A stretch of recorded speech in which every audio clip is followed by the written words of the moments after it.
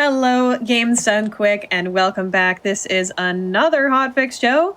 Whoa, that's what you came for. This is Creature Corner, which is a show all about platforming runs that feature creatures, so non-human animals, all that good stuff. And while we're not, of course, strictly platformers, sometimes we have amazing Sekiro-inspired combat games like Nine Souls coming up. We do all sorts of cool stuff. And before we start, I did want to just say that if you would like to appear on GDQ Hotfix yourself, we are now accepting submissions for the winter season. If you've got a run you'd love to showcase on the channel, send it our way at gdq.gd/submit/hotfix. Type !submit in chat for more details. Our second run of Legend of K, which y'all should absolutely stick around for after this Nine Souls run, was submitted that way. So you can be featured on the GDQ channel if you'd like to submit. It's a pretty cool thing to do. Now, speaking of after Nine Souls, this is Nine Souls, All Souls and Seals by Herding Oats. Have fun. Enjoy. Hello, this is Herding Oats. I'm generally the person running this category. I currently have the record in this and no major glitches. And I've been running this for a few months, like maybe 3/4 of a year now. These guys have been here a lot longer. These are Lurks and Sherplung, if you'd like to introduce yourself. Sure. Hi, I'm Lurks. I'm a former runner. I commentated the Any% run on here like 9 months ago. I also am co-host for Nine Souls community account stuff. Back when I actually ran, All Souls and Seals was my category of choice. Hi, I'm Sherplung. I'm also a washed former runner. I used to run also All Souls and Seals as well, and I was on here commentating Sensu's Any% run, the same one that Lurks is commentating. So, yeah, hope you guys enjoy. Okay, so we just make a countdown, I believe. So I guess 3, 2, 1, and I'm gonna start. Good luck. Hopefully that was okay. Oh, yes. You're good to go. So there's actually a trick immediately, which is that moon jump. It saves almost no time, but it's very funny to do, so I like to try to start every run with it. We do skip the first 7 minutes of this game because it's basically a walking to the right while cutscenes play simulator. And the cutscenes are nice and stuff, but it is not fun to do when you're doing a speed run over and over again. The main way I'm going to be moving around through this game is through this dash jumping until I get an upgrade that allows me to move faster. It is the current fastest way to move around because every time you land, you will get your dash back. So you will just keep dashing and jumping. You are invincible while dashing in this game. And yeah, this is the section I've played like thousands of times because it's the 8-man facility where they are harvesting these ape men for reasons that maybe if you guys want to talk about how the story is going right now, that would be cool for a bit while I think about breaking this wall right here.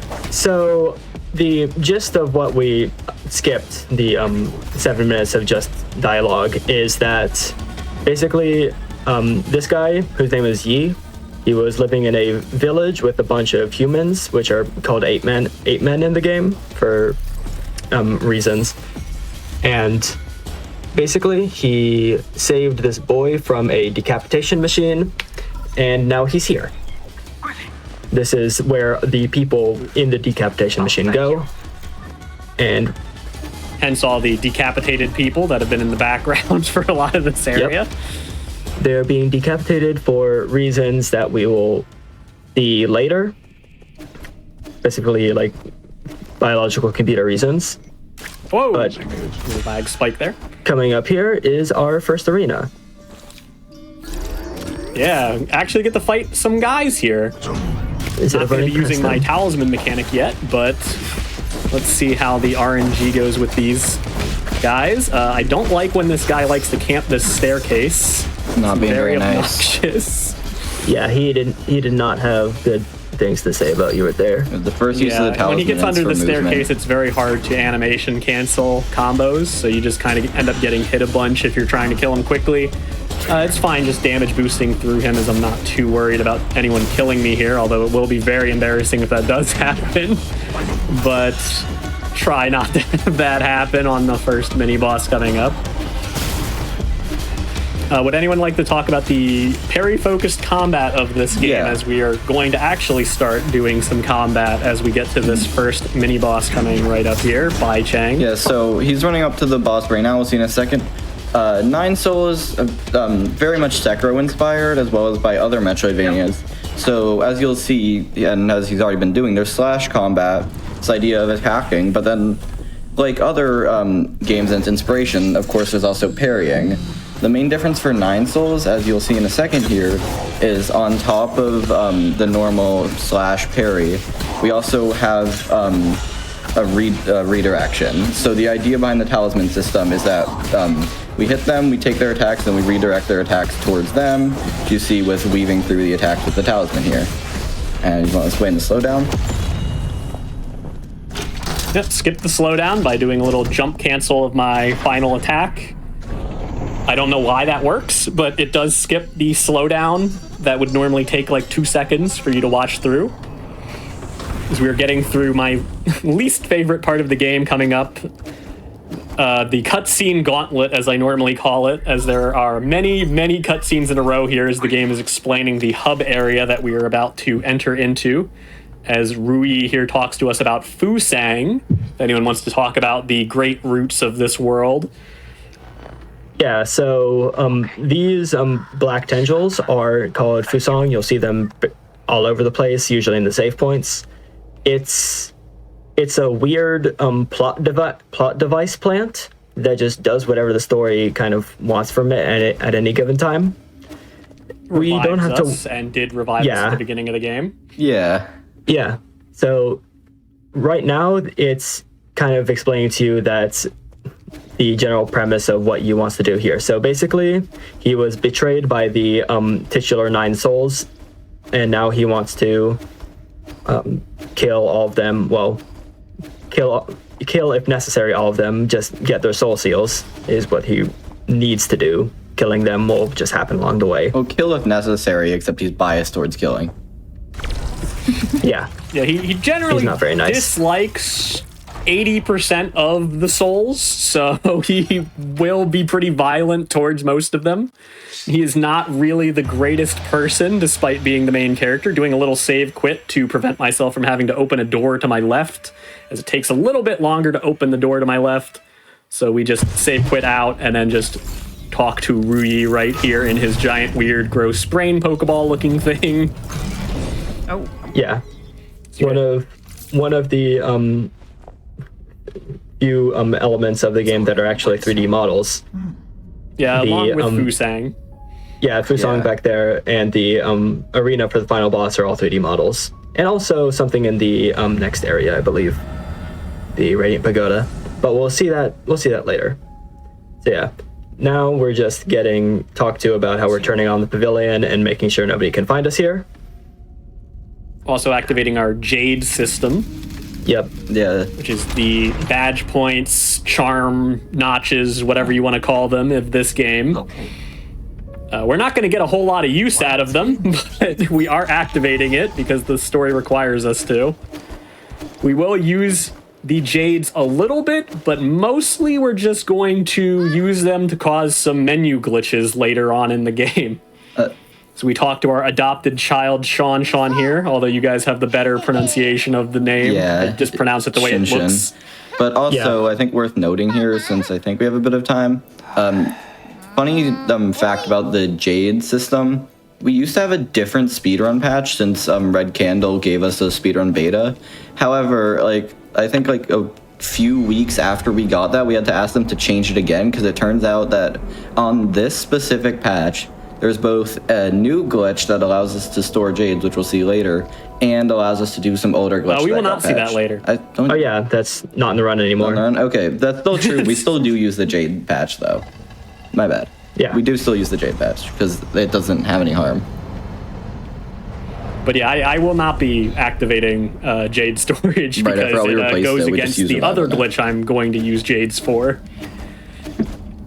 as if I activate jade storage, I won't have enough jades to break the menu It's a lot without of having to pick up shooting. more jades, which isn't overly useful for me because the only jade I can actually activate with the jade storage is stasis jade, which is generally not the most useful jade when you're basically only fighting bosses, as they're pretty much immune to it. Yeah, so that guy we just saw was Lear. He's like an ancient sage guy, founder of Taoism.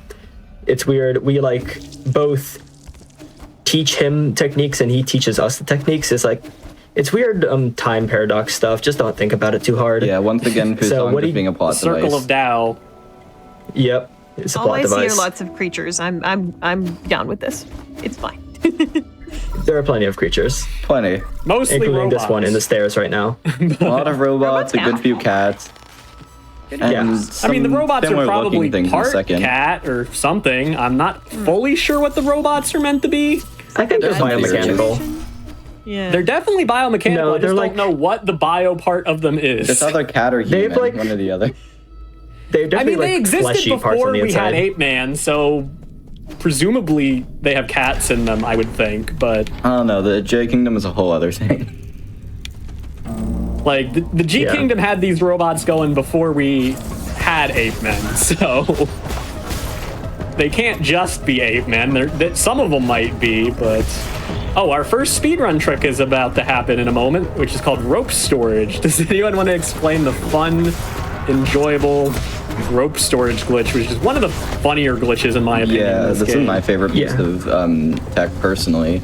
So you'll see we'll be keeping this guy for a second. This skip's actually known as Roomba Skip because of him.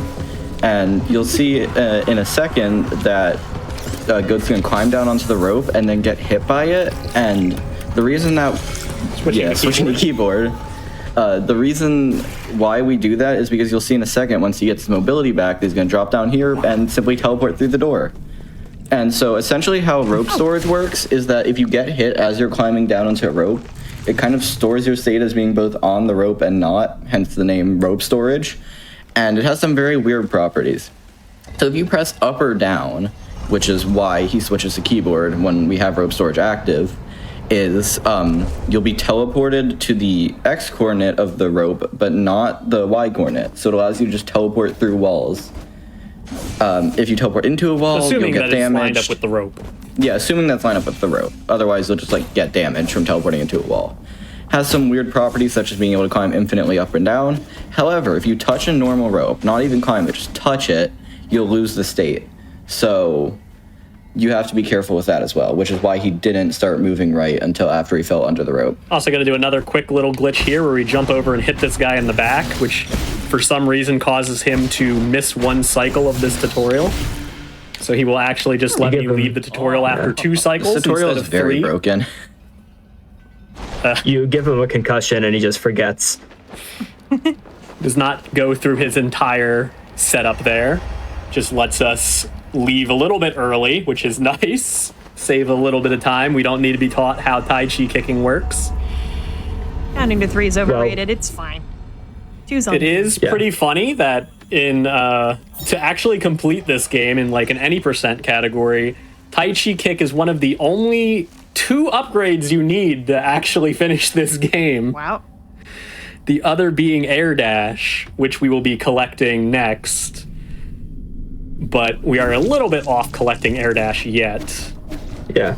For those that don't know what Tai Chi Kick does, for all intents and purposes, it lets us bounce off green things. That's it. If It is something is similar green, to then the Mariki counter in Sekiro, in that it normally is a parry to thrust type moves. Normally when an enemy is going to do an unblockable thrust attack, they will glow red, and then they will glow green, and then they will thrust at you. And then when they become green, you can hit them with a Tai Chi kick, and you will do some internal damage to them, which can be detonated with talismans. And you will gain some key charges, which allow you to use your talismans. So I collect a little bit more money here. We need about 2,000 Jin total for this entire run to collect 2 different upgrades I'm going to want to have. Most of it's got One around of the start them of the to game. kill a boss faster, and one of them is going to be used for a wall we can't get through. Here's Hell Hack, where we distract these enemies and then quickly try to hack this door before they actually beat me up, so that we don't have to kill those guys. They have shields and there's a lot of them and it takes a long time to actually get rid of them, so we just let them try to hit me and then get on through that. As we collect this money, I try to aggro this enemy because sometimes he is convenient here and gives me a key, which he did. If he doesn't give me a key, I have to get it from that little dog thing. But he did give me a key, so that actually saves me a brief amount of time, which is really cool. He almost never does that, in all honesty. He's kind of a jerk. Yeah. So here we get have our first hang cutscene. Mm-hmm. Yeah. This So is Yee's sister. This is Yee's sister, who.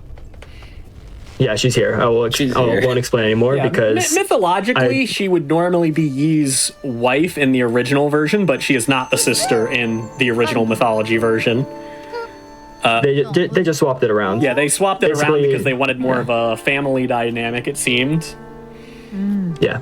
All that's happening in this cutscene is that they're playing Space Go, which they call Gyeonkun. It's just a board game. Yeah, and they talk about the towers in the background and how Yi will eventually fix them back when Which they he were does. dilapidated, and how the people of that time were too against science because a lot of bad things happened during that time that these battery things were made. So I'm going to do a coyote jump into a talisman to grab this rope without having to go all the way around. We're getting pretty good RNG on these enemies. I mean, that first enemy in the arena fight was a huge jerk, but the rest of the enemies have been pretty cooperative. That archer actually gave me a key, which allowed me to not have to Tai Chi kick there, which saves like 1 second. It's very minor, but another very minor time save happening there as we go over to turn on the Radiant Pagoda, where the first boss would be. We have to hack this terminal. Yeah. And when you're hacking terminals, is it just button presses? Yes. I use the D-pad for them, but you can actually use basically anything for inputting these hacks for some reason, including like your weird attack technology. buttons. I don't know why they coded you to be able Yeah. to use those. Yeah. Normally D-pad that that just you- causes problems where I accidentally am mashing dialogue and then start hacking and mess up the hack. But remember when I was second first arena playing, fight I is joked coming up that someone here. This held one divers. is relatively annoying. Luckily, if you die in this one, it does make a checkpoint right here. But this is kind of an awkward one to try to time out perfectly. I think we got everything for the first phase there. Now we got the second phase. The strategy here is generally to group up all of the enemies, and I'm gonna try to so get that guy that to your roll attack, over with his friend so that your here. attacks hit all of the enemies at once, and you deal way more damage. Actually, not even sure what happened to that sword guy. Did he like pump fake me? I don't know. I thought he was gonna kill me. I was very close. Football game? You try to break your ankles. He like pulled his sword up, but then he didn't swing down, and then he like started his animation over, it looked like. And I was like, well, that was cool because I think he was gonna kill me if he actually swung there. I'm not sure if it would have been enough damage to kill me because it wasn't his Crimson Slash, but it would have hurt really bad. Have we Glad you discussed didn't. All Souls and Seals, the actual rule set yet? Because I can cover it quickly as we're coming up to the first boss. Yes, because this is gonna look really weird based on the Okay, rules. so that's the about reason to the happen. category is named All Souls and Seals is because, one, we're collecting all the Soul Seals, which you'll see us do throughout the game. The first one's coming up here. And the All Souls part is that we're not technically fighting all the souls, but we're fighting every boss attached to the Soul Seals. So, for example, Ying Zhao Basically, here. he's trying to say Ying Zhao isn't really a soul, but he still counts. Yes, for that the is exactly what I'm category. saying. And That's same it. with the Skyrunning Claw, we'll see in a bit. So we will be Yeah. fighting Ying Zhao. We will be fighting However, Zhao. Not we right now. will not be fighting Ying Zhao right now. Buying out. Yeah. they forgot to close the door, so we can just do a little coyote jump and talisman and completely bypass the fight. And talk to Kwafu here, as he is mad that we killed Ying Zhao for some reason. I'm not sure why we didn't do that. So we will be fighting Ying Zhao later. Yeah, a fun thing with Ying Zhao is trying to guess how long we are going to put off this boss fight. Because it's going to be put off for a really, really long time. Yeah, make your guesses now. We'll see later. Yeah, have fun trying to guess how late in the run this boss happens, because it's very late. Yeah. It is definitely going to look like we forgot this boss, but I assure you we will come back here eventually. Unless you actually forget him. Unless I actually forget, which would be bad. But I have a save state in case I forget, for real. I do have the save state set up if I need to. Oops, I forgot to set up the Ying Zhao fight. But I shouldn't forget that. It is pretty easy to remember normally. It's just much later from now as we go through our little Kwafu memory things. Every time we beat a boss, we go through this little memory section where we see basically... do you guys want to explain this? These like little lore bits here?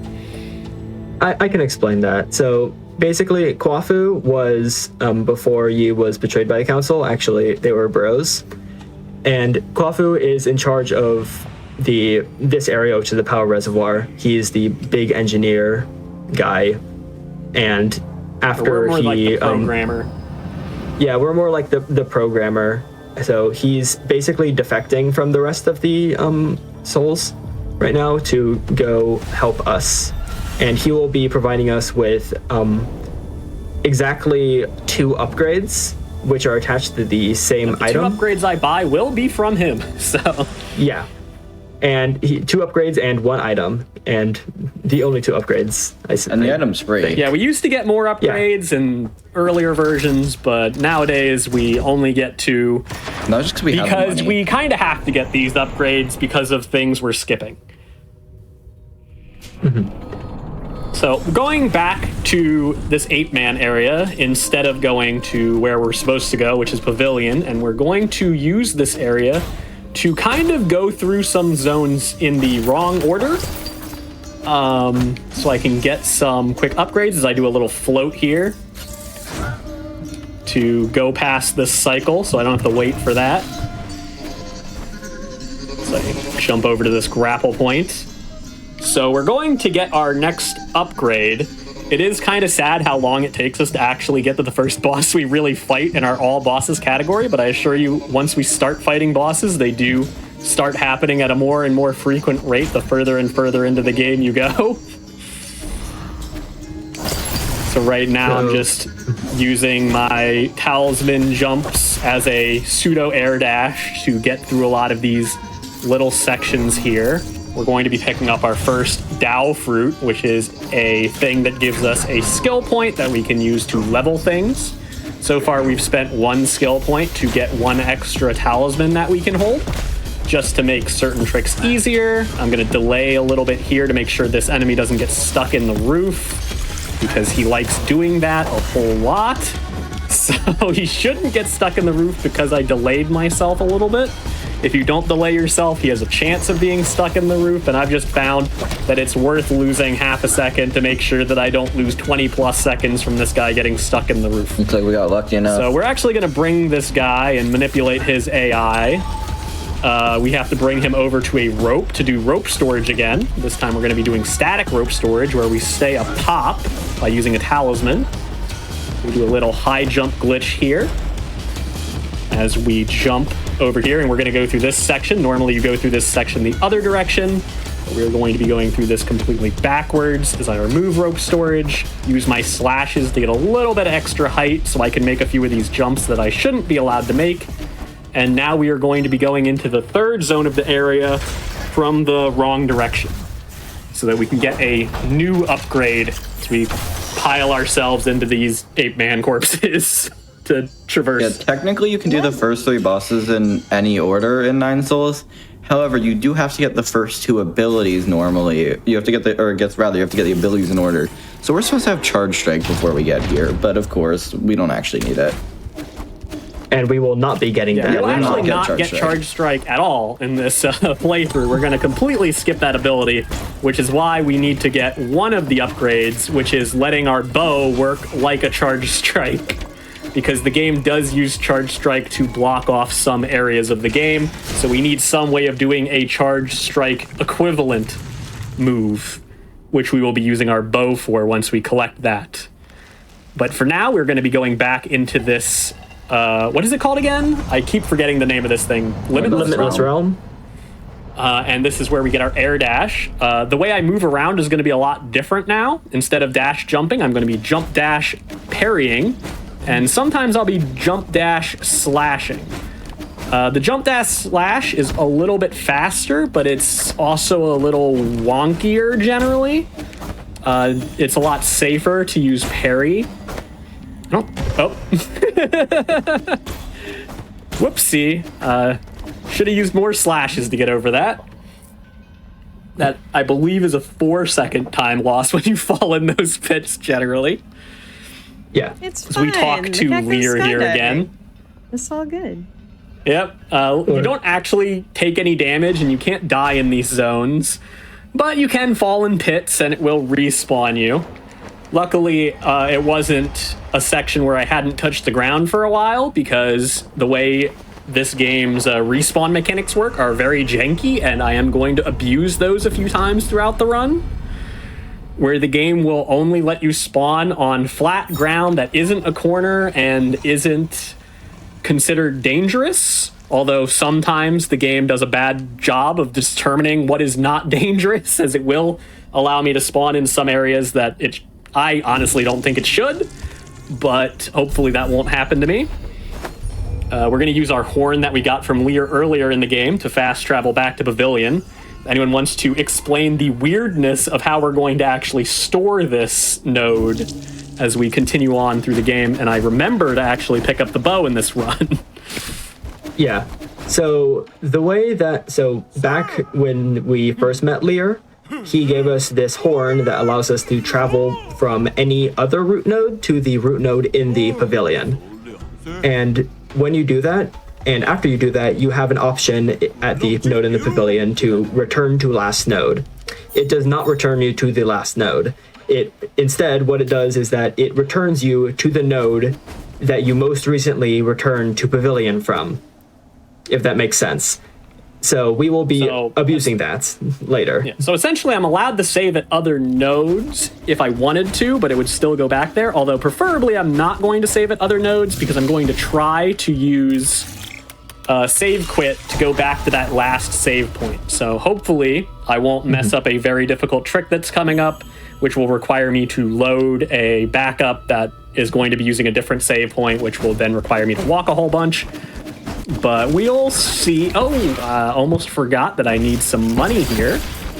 I'm going to pick up all this money as we continue forward. As we do need to collect another 1,000 Jin before we go back. We're going to skip this little guy here who wants to give me a music sheet that I do not want. So yeah, that was... Use a vault to glitch on up there. We haven't explained ledge storage yet, have we? Yeah, we haven't explained ledge storage and vaults, if you want to explain what I just did to do that weird second jump in midair. So essentially, ledge storage is the most commonly used tech, at least throughout any percent, and I haven't actually checked it this run as well. And essentially how it works is there's a variety of attacks that if you there's a variety of abilities that if you use them off a ledge while slashing, you can maintain the state of being on a ledge, which allows you to do some very weird things, such as you saw there, vaulting over the air, and eventually allowing us to do a triple jump with that later, and a couple other cool things that we'll see as time goes on. Also, if you're wondering why we were just flying there, that's just something you can do. All you need to do... Yeah, it's a bow float. Yeah. It's actually super easy to do. We're going to be doing another one in a moment, but this next one is actually very difficult. This one requires a specific height. Where that first one was extremely easy. Yeah. An alien This is cat. one of I can the- believe that we can fly. It's all good. Yeah, this is Exactly. one of the harder Alright. skips in the run, which is elevator skip. So there's a big And rectangular. I did get Oop. that to not work. Okay, so we need to So go I for the will have backup. to go grab more arrows. Unfortunate. That does happen though. Yeah, this skip is very difficult. And this save's also The, very difficult. Yeah, I think I'm just going to the- go get the easy to get arrows, just to Yeah, just to not have to do that forever. So what you can do here is if you know you're going to mess up, or you've already messed up before the jump, is you can just go and get more arrows back from where you just got them. If you mess up the jump in a different way, I would have to load the backup. But luckily, I messed up the jump in the least egregious way, which is to just not get the float, which means that I hit the bow button too late after jumping. I was too high in the air, as you can only do a bow float low to the ground. But for this trick, I need to do the bow float as high up as possible, so I try to delay the bow float, which is difficult. And then it is going to require me to also do a vault and a whole bunch of knockbacks with my bow. As we will try to do this again, I grab ledge storage. This is pretty low to the ground, but we'll try to get it. Should be doable. this is still possible. I think I have That's missed it. So we will have to unfortunate. load. Unfortunately. Unfortunate. This is the trick I was most worried about in the run, which is why this save is here. It doesn't mean we'll have to I'm- run back, unfortunately. Yeah, unfortunately, Yeah. we won't be able to just do the simple save quit where we'll save quit the pavilion. We will instead have to save quit to this point. But that is just how it be. Yep. That's much We were better. discussing this. Yeah, this is the height you want to be at. The window for Oh my god. Oh my god. oh my god, okay. Turnaround didn't happen. Well, luckily it's way less scary once we've already messed it up. It happens. Because you This- can just keep reloading it. Yeah, this is definitely the trick I was most scared of in the run. If I actually don't do the trick, it requires me to go like a 5-minute extra duration. So, yeah, it's a brutal trick. I believe the window for just the float at the start is around 4 frames, and the earliest 2 frames of that are That should very be good. difficult to actually hit. There we go. Nice. Then you Yes. grab the ledge and you make it up there. So I'm glad we got I'm to see it 'cause sorry it's for really messing it cool up. looking. I practiced it so doing much great. and still It's a this- hard this when skip the in nerves get you, they get Yeah. you. exactly. This skip in particular, no amount of practice will prepare you for doing it in an actual run. It's just hell. yeah. Yeah, if I mess it up in a run where I'm actually going for like world record, I will just restart my whole run. Yeah, missing It's it not a is very fun trick. Which while we're doing this, I guess Gonna open that, but we're not actually going to collect the object in it yet, because we're going to actually use that object to break a save point. Now, interestingly, we are entering this boss fight from the back, so we're actually going to collect the soul seal for beating the boss before we have even seen this character. So you're going to see all of their backstory, as we have skipped all of this character's cutscenes by jumping over that elevator. you get to As see her she would backstory, and then we normally get to feel bad about start killing her. harassing you as she traps you in that elevator, and then you would go through a whole bunch of dialogues with her as you go through her zone, with you both escalating your hatred of each other. You have a very much a rivalry with this character as the other student of your mentor. If anyone wants to talk more about Gomang, Yeah, so she Yeah. is the other student of Yi's mentor, who we will meet later. She was shown in one of those memories that we were walking by. And essentially, they have a bit of a rivalry. Throughout this area, it gets even worse, especially with Yi's betrayal. And then, although you just saw her, honestly, very sad backstory, we're about to kill her pretty brutally. So, yeah, she's gonna be not nice to us, and we're gonna be really not nice to her. So yeah. Yi is not a very good person, and we will see that for ourselves right here. Yeah, this is definitely the moment that people generally go, oh, I don't think the character I'm playing is the good guy in this video game. Yeah. He is definitely not just a hero in this game.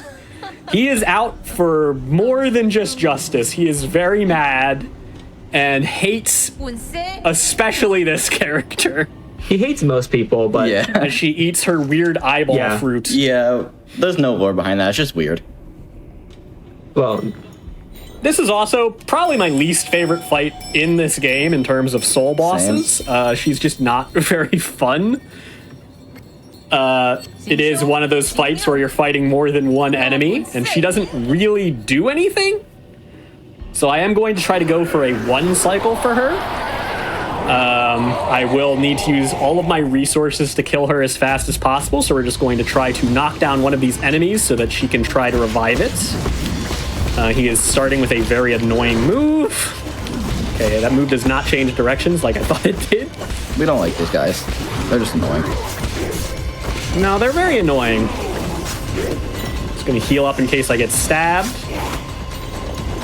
And I should be good. 3 hits bow, 3 hits bow, 3 hits bow, 3 hits talisman, And 3 hits quick talisman. lore warning, by the way. Beautiful. This part's pretty Yeah. dark. Actually, very dark. That is It's the about- Warning. main trick that I discovered in this game. This route used to not be able to 1 cycle her because you used to use charge attack to 1 cycle this also, boss. there go her legs. But I figured out that by using your talismans to reset your air combo without actually detonating them, you could get off enough hits before detonating them to defeat this boss. If people want to talk about how air resets work, yeah, as that is I can do definitely what that. I was doing there. So in this game, you can usually only attack 4 times in the air before you have to touch the ground again.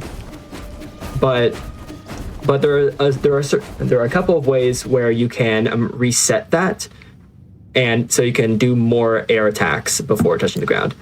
So basically, the easiest way is that a talisman will instantly reset all of your air options, just in general, not just attacks. But for bow and air dash, specifically, those two, you can do a max of 4 in the air. Just You quick, can- picking up if you that do dark a steel is bow- what resets our save point, so we'll go back to the last save point we used. Normally this would be Pavilion, but because I messed up that trick, it is over here. So now we just have to walk back to Pavilion. And then we get Yeah. to resume the route as it was meant to be.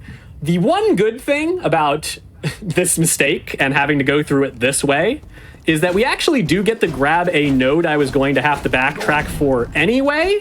So that does save 40 of the seconds I'm losing here. Like, this loses like 2 minutes, but it actually only loses like 1:20 because it's removing a 40-second section from later in the run,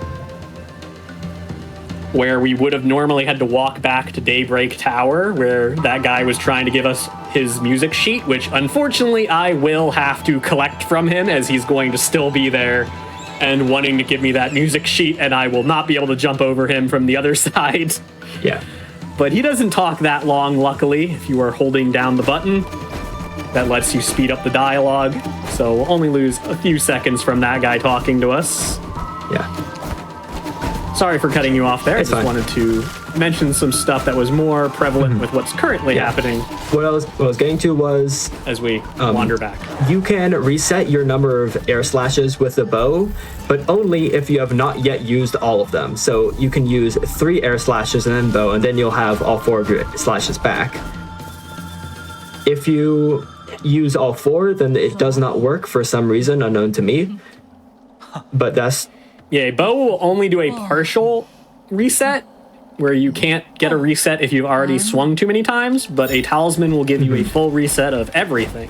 Gives you your air dash back, it gives you your double jump back, gives you all of your abilities back once you've performed the talisman in minute.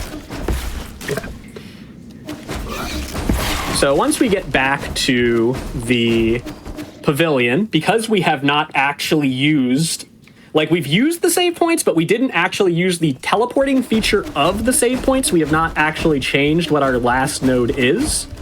And because of that, it will allow us to teleport back to where the air dash node was, which is actually at the beginning of the third area of the game, which is where we now have to go.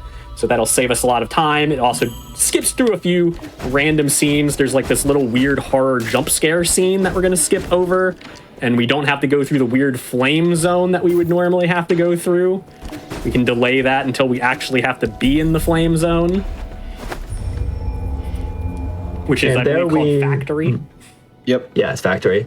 There we we use that dark steel to purchase an upgrade for our arrows, which will, as we explained earlier, allow them to work like charge attacks, because we do not have charge attack, and we will never have charge attack. So now we have a limited use charge attack. We get 3 of them per save point. Okay.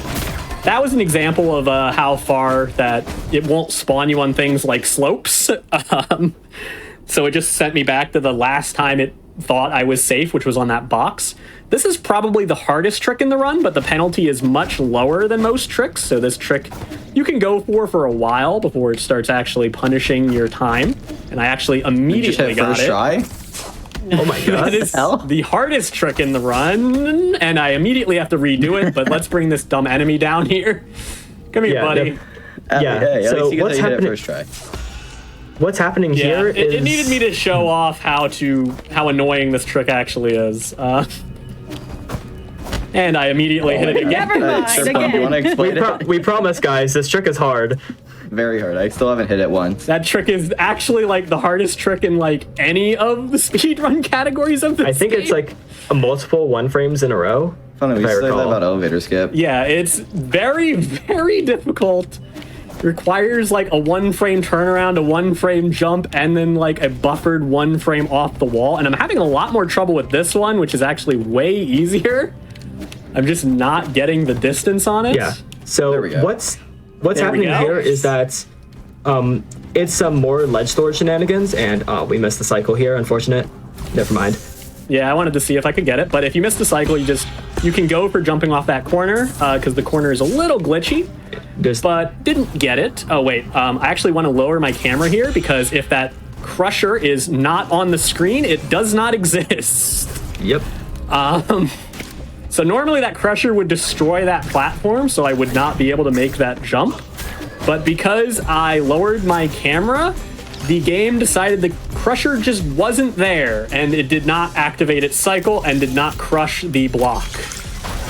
Just a nice little trick you can do is that this game has a kind of janky camera system that if things aren't on the screen, sometimes they just don't exist. And that crusher is one of those things that does not exist if it's not on the screen. Yeah. We got this giant invincible robot now as we're just going to walk through this zone. This guy didn't give us the good RNG, so we club him in the I head. asked for this thing for Christmas. I want it. We're going to jump. Looks I so wish. much fun. Yeah, the invincible giant Exactly. robot that we get to use like one time. I'm not sure it's road legal. I don't know why my air parries aren't working. As we go to my favorite cutscene in the game, the pickle jar I think it's all of our cutscene. favorites. It's everyone's favorite. I love the pickle jar cutscene. This one's great. It's an adorable Get ready, cutscene. Chat, you are required to type the sound effect. This is not a request. This is a requirement. Mandatory. Mandatory. It's coming. If you want to talk about this cutscene, I love this one. There's not too much to talk about. The part to talk about is Well, you coming up want soon. to talk about the sound effect, which is coming up in a moment. Yeah. Once Hang has entered this pickle jar. She squeezes her way in there.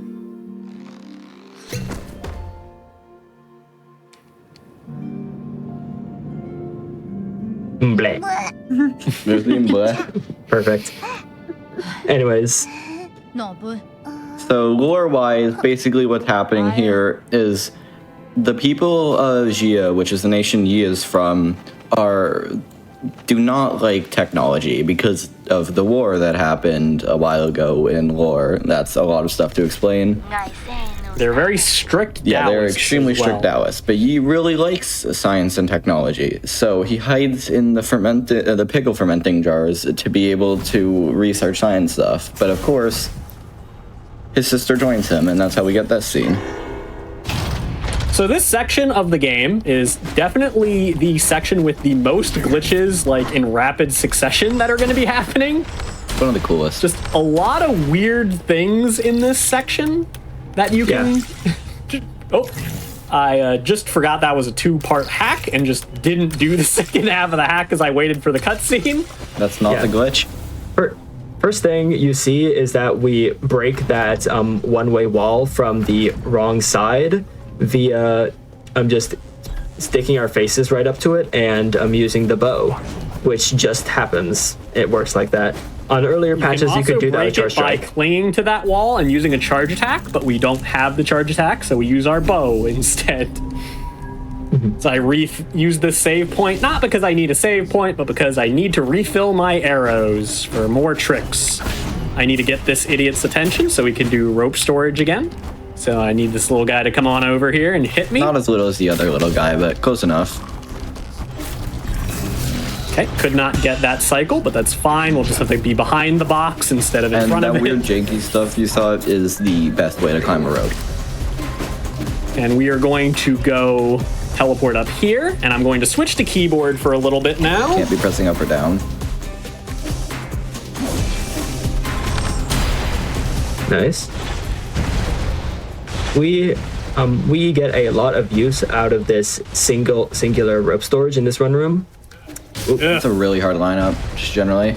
Yeah. Not one try. 2 tries. There we go. If you press I don't know dash, why that like happens. if you press dash just when you touch those lasers, you just don't. get iframes and I'm go done through with it. the keyboard for the rest of the game. Yep. No more keyboard, all controller from now on for me. Yeah.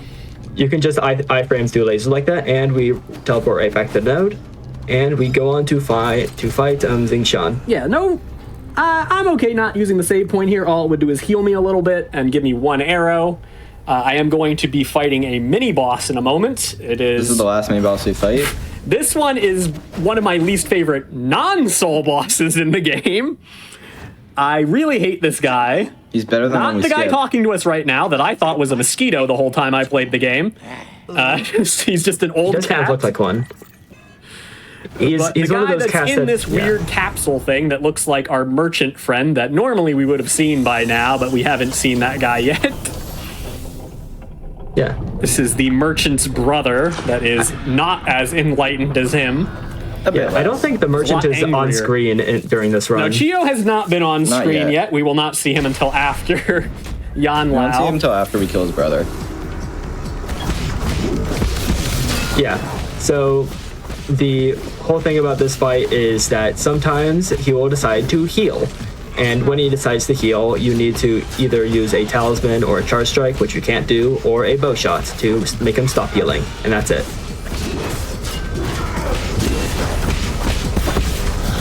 So I don't have a talisman, so I just bow shot him.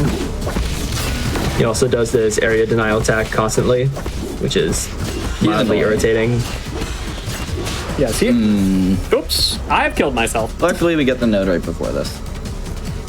Yes, we do have the node from right in the beginning, and now I have a 3rd arrow, so he's dramatically easier. I definitely should have walked away and saved when he hit me the first time. Or not saved, healed. But I just needed to not get hit on that exact attack I got hit by, and I would have been good. But, It happens. you know, nerves. Oh, well. Nerves are a thing. Oh, Luckily, well. we don't have to rewatch cutscenes in this game, which is very nice of the game because it doesn't let us skip cutscenes, which I hate a whole lot. Might as well Please red grab the candle at XP, it. by the way. That was weird. Yeah, please red candle out of cutscene skip. I got, like, stuck in his attack.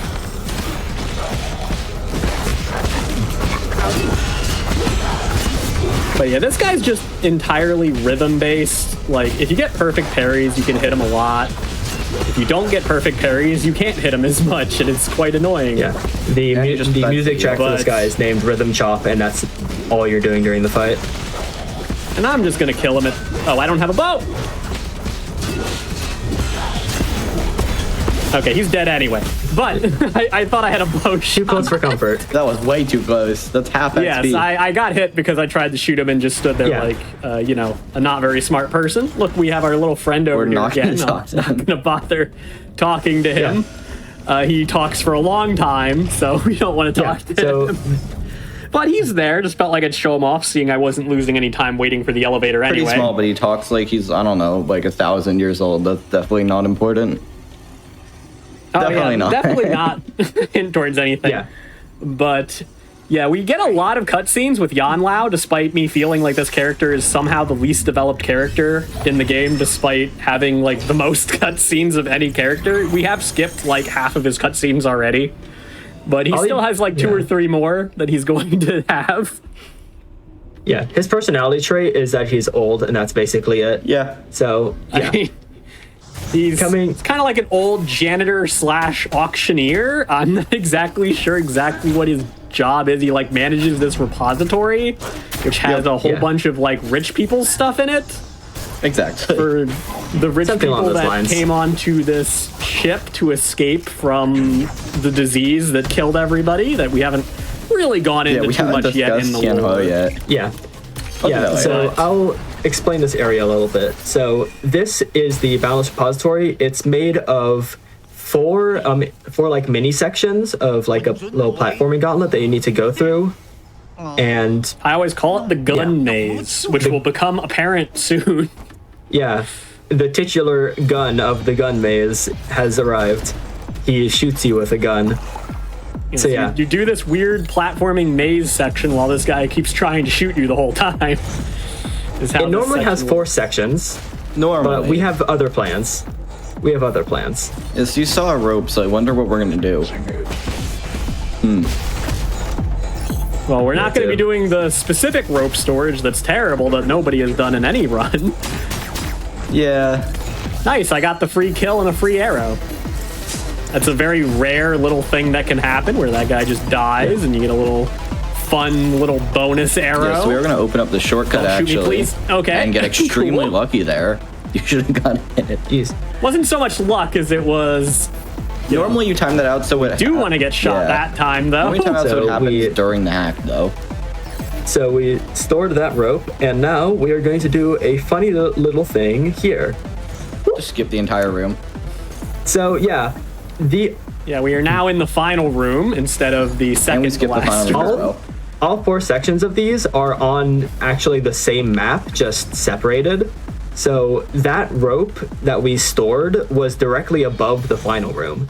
And so it goes like top left 1, top right 2, top bottom left 3, bottom right 4.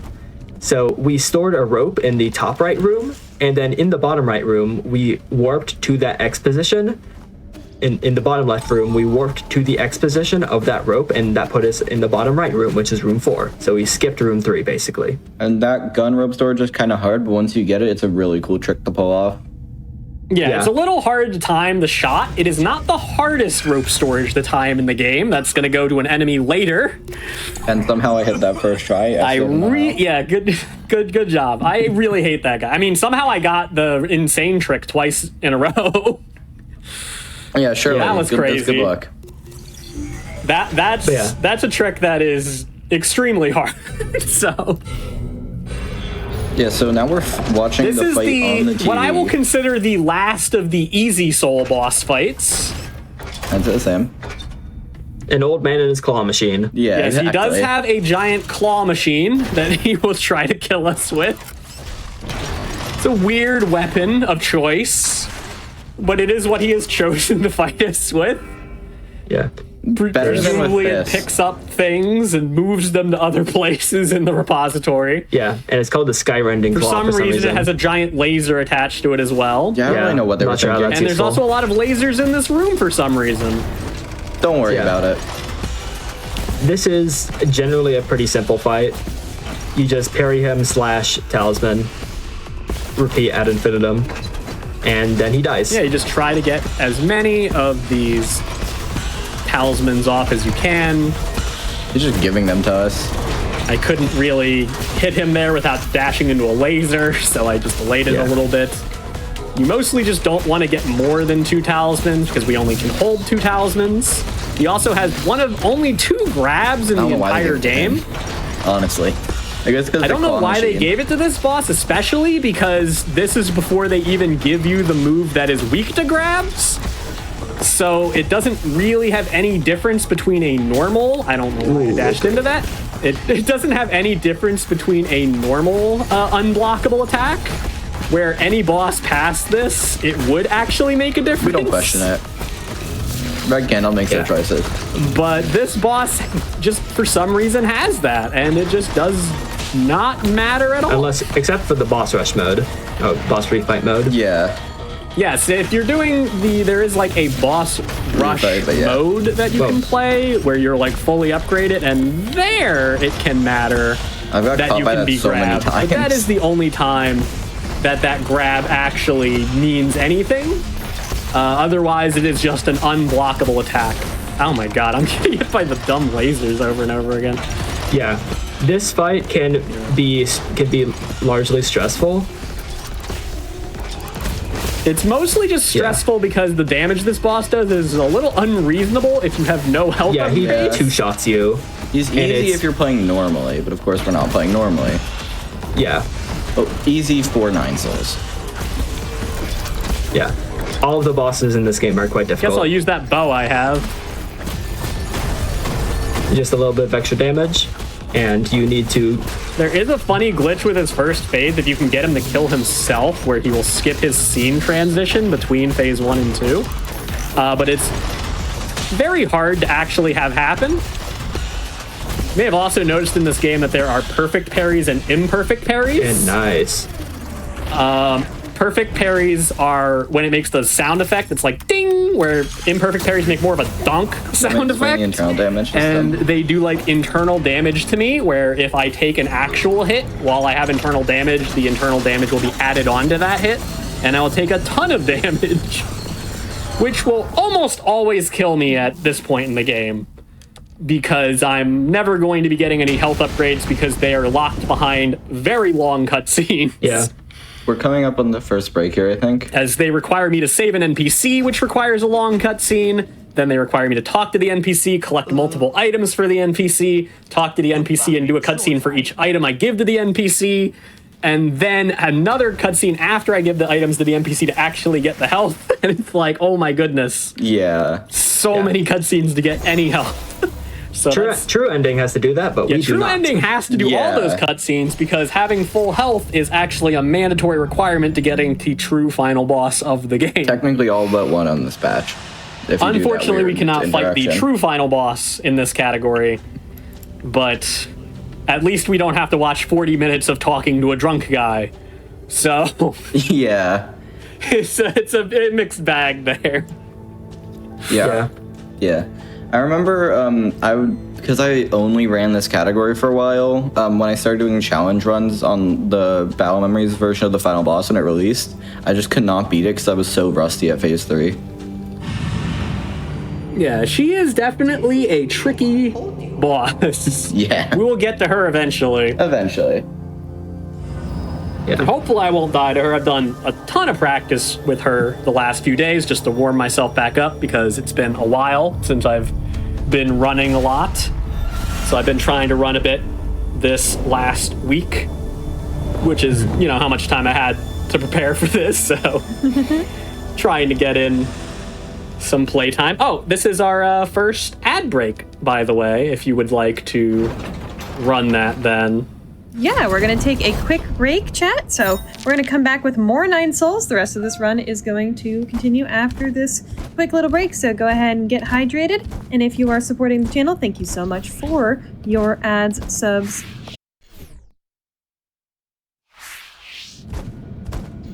Hello, chat. And we are back with more 9 souls.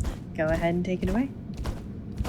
All right, 3, 2, 1, go. And now let's talk to, for some reason, a lot of people's favorite character, Jichuan. Hey, he has a I know silly you guys laugh. like this character more than me. If you want to talk about him, I really dislike this character. Okay, So. Jichuan or Jichuan or Jichuan. There's a bunch of ways to pronounce it. I don't know which is correct. But essentially, he is one of the very clearly antagonistic characters in the game, and because of that, he's extremely exaggerated and makes for a funny character for some people and an extremely hated character for others. The lore explanation is that he's the descendant of an empire, a kingdom that fell Xi into Kingdom. ruin after the Xie Kingdom. Yes, that fell into a war, or that fell during the war that we've been Also, here's referencing that a lot. merchant whose brother we killed. After Although they his like brother's not attacked really dead. everybody. Yeah, they're not very good people, but some say whatever. We'll get into that lore later. But yeah, Our first Jade. our first Jade, yay! He's very prideful. He wants to, I guess, restore the glory of his clan, and he does Yeah, that that's- through trying to murder Yi. Anyway, here we're going to be doing our first respawn type glitch.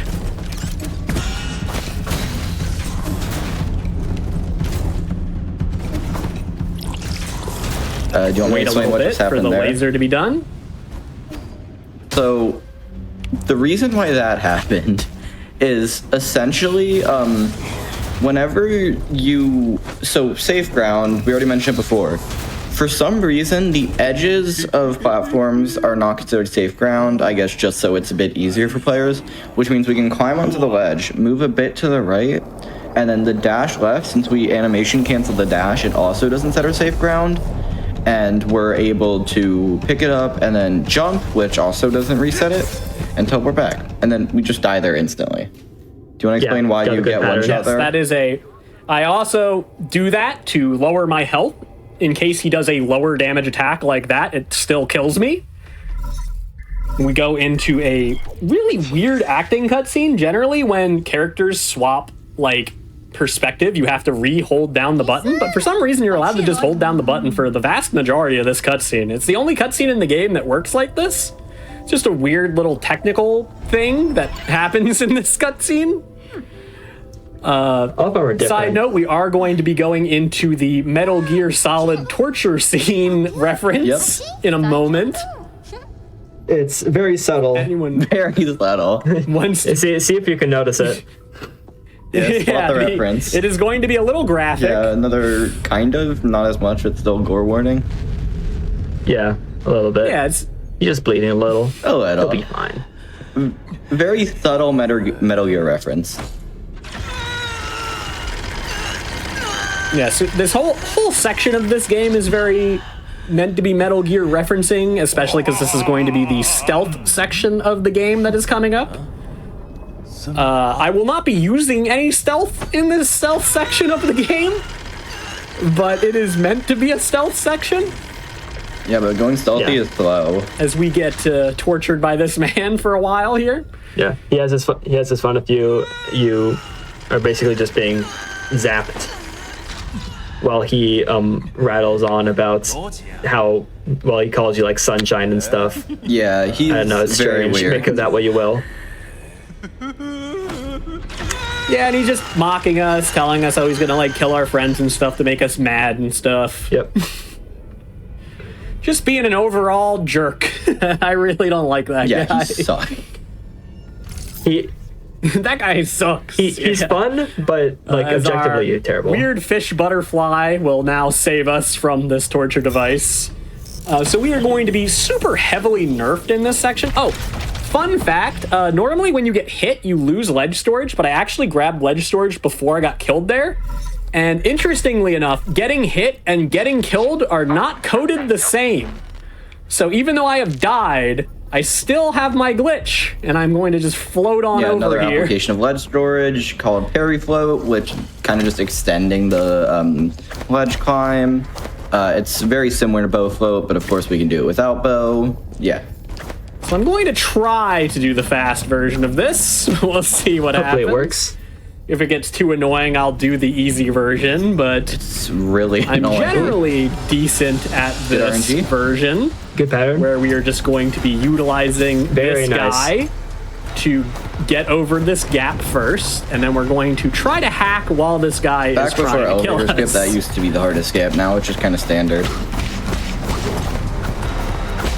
Okay, there he is. We want him to do a sword slash here. Nice. Perfect. She did. Is that good? And then Speed he hack? just kind of gives up. And he's still mad at me. Yeah. Hasn't given up completely. Just be ready for that. Just Oh, and then he gives up. there he gives Don't up. think you're safe by being on the I've rope. died Yeah, there before. He can still throw stuff at you, and it will kill you. So now we've got to this point, we're going to equip our first Jade of the Finally. run, and we are going to rest to gain our abilities back. We're still not going to spend any of our million level ups that we have collected throughout the game yet. We will be spending those kind of soon. As we set up our rope storage with these Yeah. enemies, we are going to skip over a big boss here, Hate this guy. where he is to the left of us, but we are just going to leave using this elevator, which is going to break a few cutscenes in the game, and it's going to break a few other things that are more irritating for Yeah. us. Mostly, it's going to remove the cutscene where Lear fixes our ability to fast travel and gives us good fast travel, meaning we will never have fast travel again. Kind of. So I think I got it. That is the most annoying ledge storage That in was the definitely game. close. Is trying Ledge to get it storage. off that specific enemy. Yeah, because those guys, if you have played this game, you know those guys are famously hard to figure out the timing for. The timing is very weird on these enemies. Yeah. They're very, very frustrating. Chat. I'm going to be using a bow float to deal with this guy here,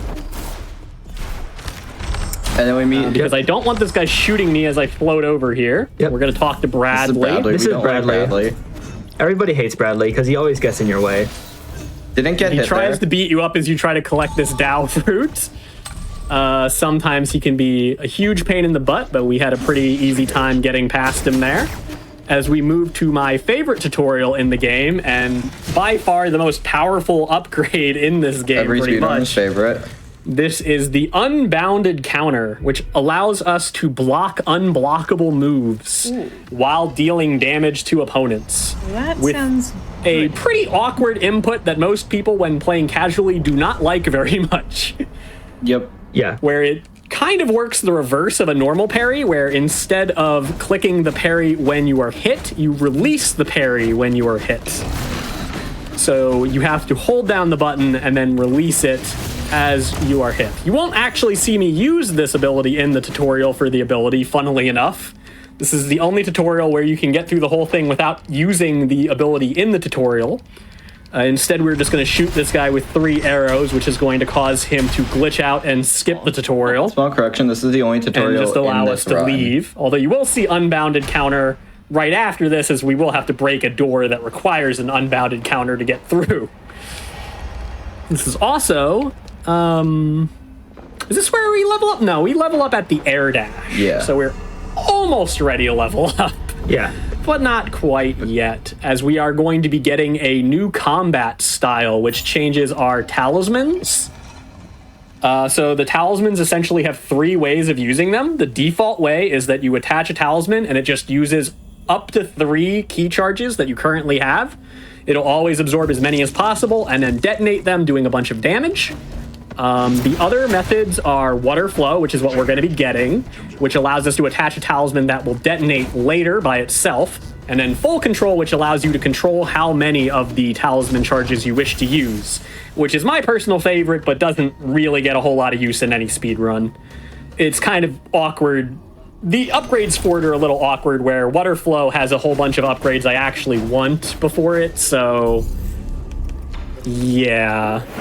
Yeah. Oh, we're upgrading. If you play this game, if you play this game, you may be confused why we didn't get the cutscene where Chiyu comes and the merchant guy comes and saves us there, because skipping the prison boss messes up a whole lot of stuff. Yeah. It prevents us from fixing our fast travel, and Chiyu just doesn't save us. So we have. Yeah, so Chiyu will also not be in our place. The store will be missing a ton of items.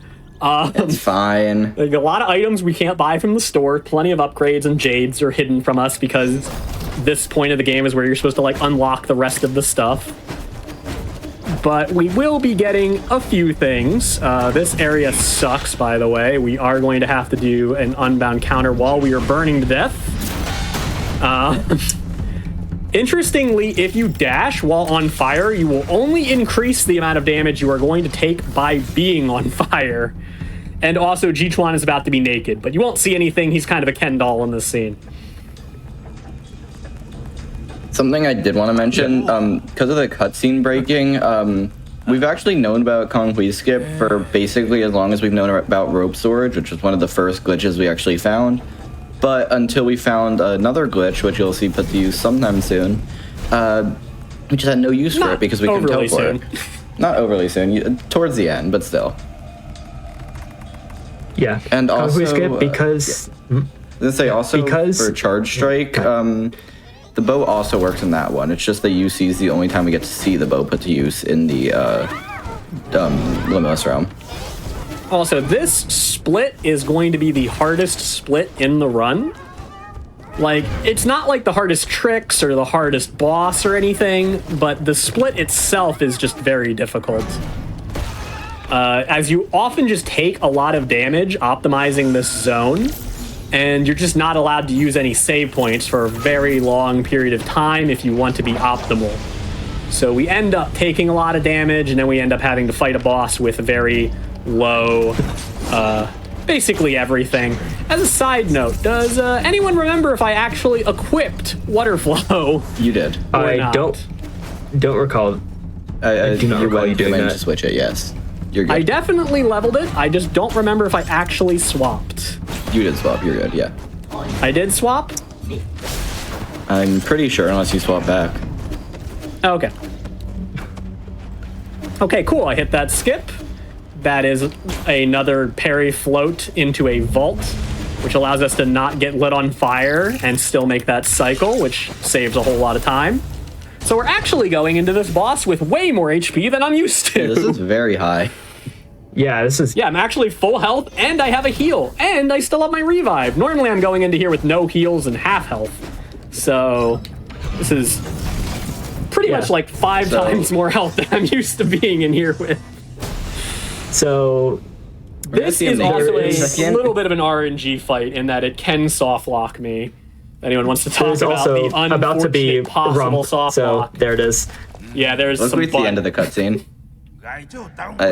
So essentially, one of the reasons we had to, well, not that we had to, but one of the things that we can use the upgraded bow for here. We've gotten good enough at not needing it's not upgrade necessary for that, but... So essentially, in his first phase, Jeshuan will occasionally try to heal.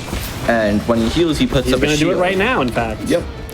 And this shield, if he finishes the animation, it requires him being a move that would stagger him to be able to break it. So that's usually Charge Strike. Do it again? But normally it is, normally it's Charge Strike, but we can use bow to do it instead.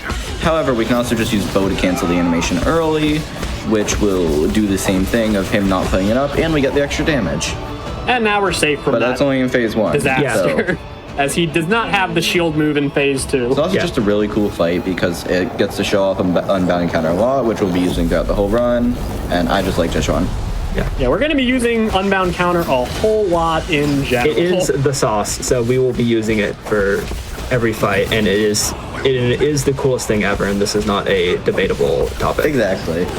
It's like so satisfying to watch work too, because all of the animations in this game are so clean and beautiful, and just like have a lot of weight to them. Oops. So it's very cool to watch. Well, thank God for Revival. Okay, that was cool. Thanks, Revive. No counting for You nerfs. do have very few iframes in this game, so being wombo comboed is completely a possibility. Yeah, getting knocked into that fire is really scary. Yeah. I was a little afraid I was just dead because even through revival. Yeah. He can definitely just combo you into death in like one combo if, for example, he hits you with like charged spear into the fire into his jumping spear while you're respawning, which then knocks you into the fire again and then kills you before you even get the health back from the Revival Jade. Because for some reason, the Revival Jade works in a way that it actually needs to get to you to heal you. And it's kind of slow at it, so a lot of the times the enemies could kill you before the health even heals you back up. Yeah. Which is very frustrating. Most frustrating way of seeing that happen is falling into a pit and watching the health follow you and knowing that the speed the health follows you at is not faster than your fall speed. So you're just like, I'm definitely dying to fall damage, even though I shouldn't. Thank you, Red Candle Games. I hate you sometimes, Revival Jade. Yeah, but it is useful. And allows the glitch. Luckily, Revival Jade actually has a reason to be in this run, and we actually don't want to remove it from the run, unlike maybe No Major Glitches, which should probably have it removed for optimization reasons. We actually do need 2 Jades to cause a specific glitch later. And Revival Jade just happens to be one of the 2 easiest Jades to collect in the game. So that's why we have it. It's not even because it's a good Jade, it's just because it's fast to pick it up. It's on a direct path, and we just have to talk to some random guy who talks to us for a little bit of time. Yeah, it's quite nice. He doesn't talk that long, he doesn't ask us any questions, so it just goes at a nice, reasonable pace. The other Jade we normally pick up is going to be Stasis Jade. You may have noticed we haven't picked that up yet, despite it being the first Jade that you get to see in the game, as it was the one that Bai Chang dropped at the beginning of the game. But we are going to be walking through 8-Man in a quick moment here, as we do now need to go back to the pavilion to talk to Rui about the weird thing that's happening. Do not touch that save. I almost did that. We touched this weird Death Star thing, and that will break our soft save, and now we will be able to reload at the last save point we used, which was down at Air Dash, which is the closest save we're allowed to use towards Pavilion. So that's why we're not allowed to do any saves during that split, is because we need to go back down here, because this is just the fastest way to get here.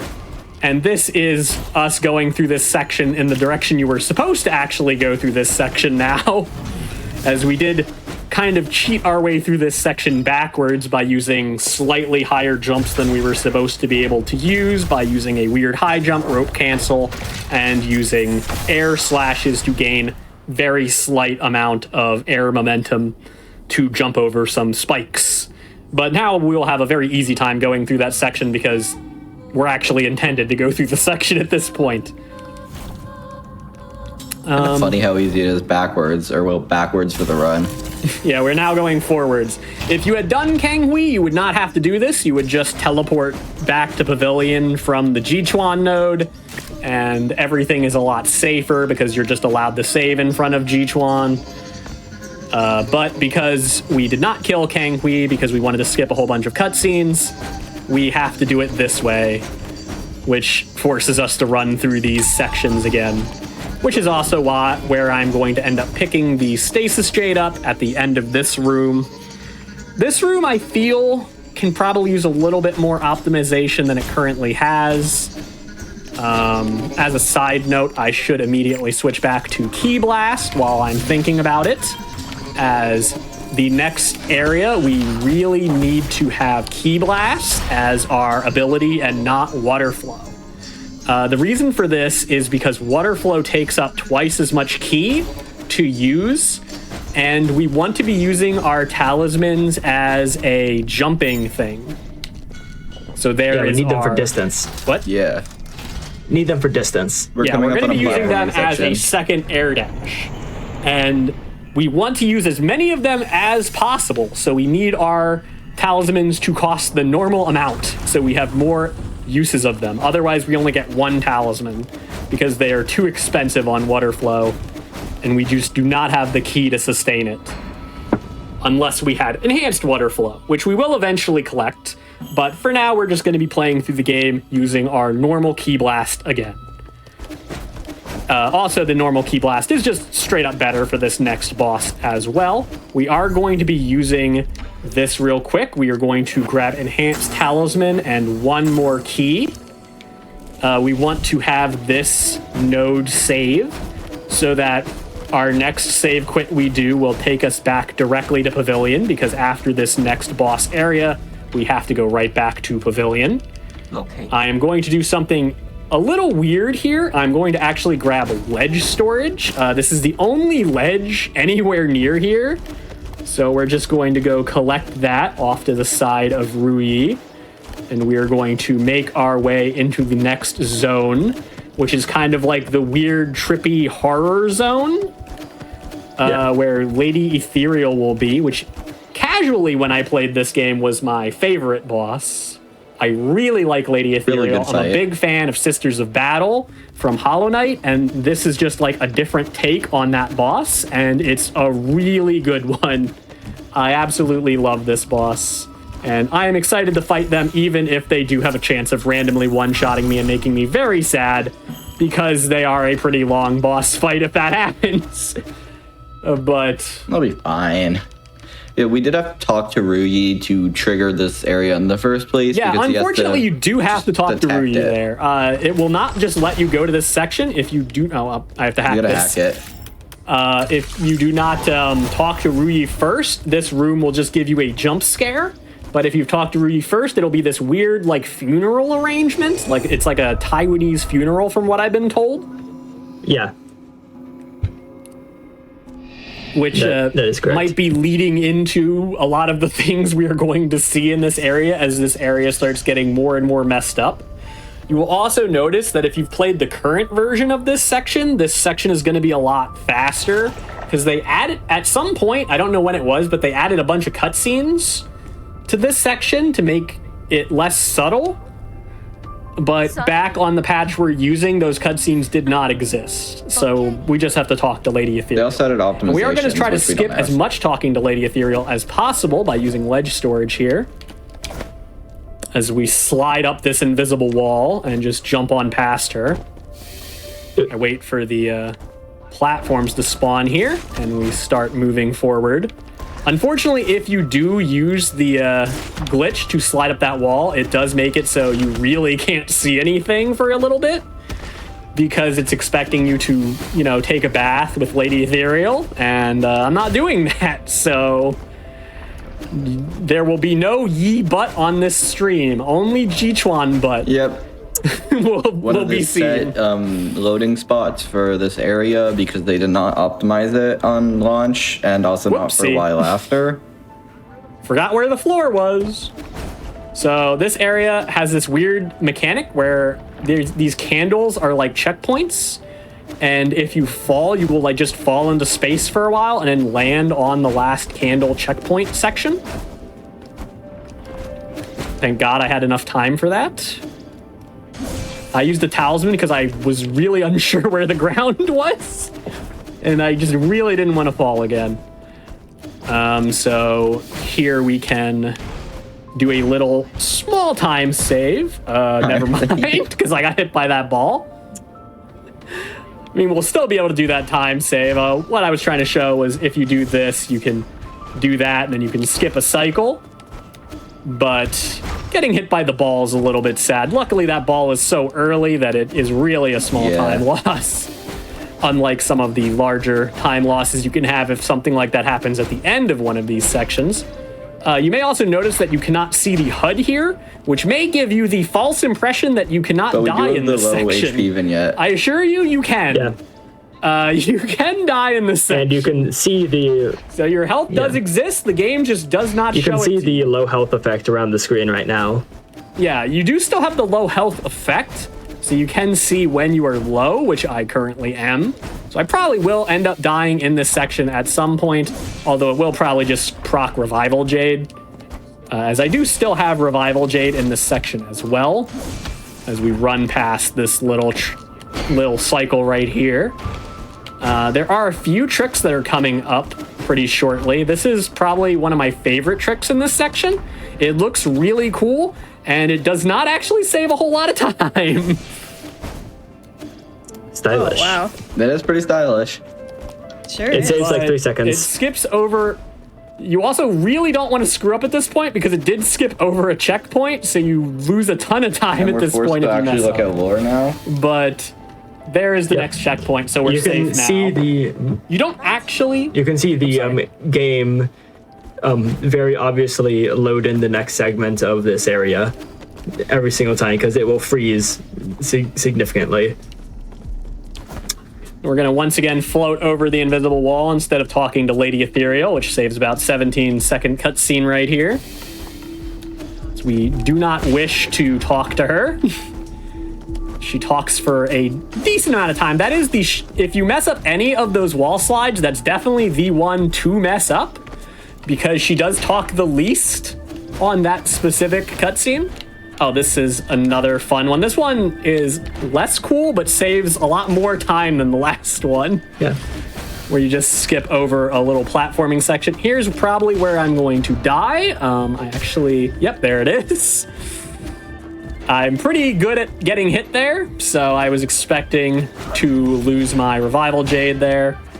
We're gonna make a big jump so we don't have to kill this enemy. So earlier when I talked to those weird memory panels, I also didn't actually have to do that, but the jump is really hard. Here is a mini boss. We are going to not do this mini boss. I hate this mini boss a lot.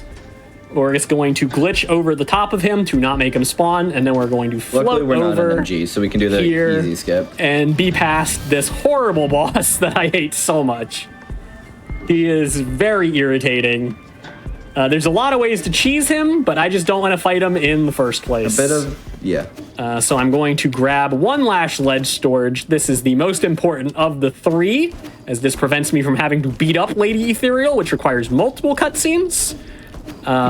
This whole area. And I did hit it a little bit slow, but I'll accept it. I just don't want to have to beat up Lady Ethereal. This whole area is basically her like guilt-filled. Her vital her sanctum. guilt-filled like dream space. Yeah. Basically.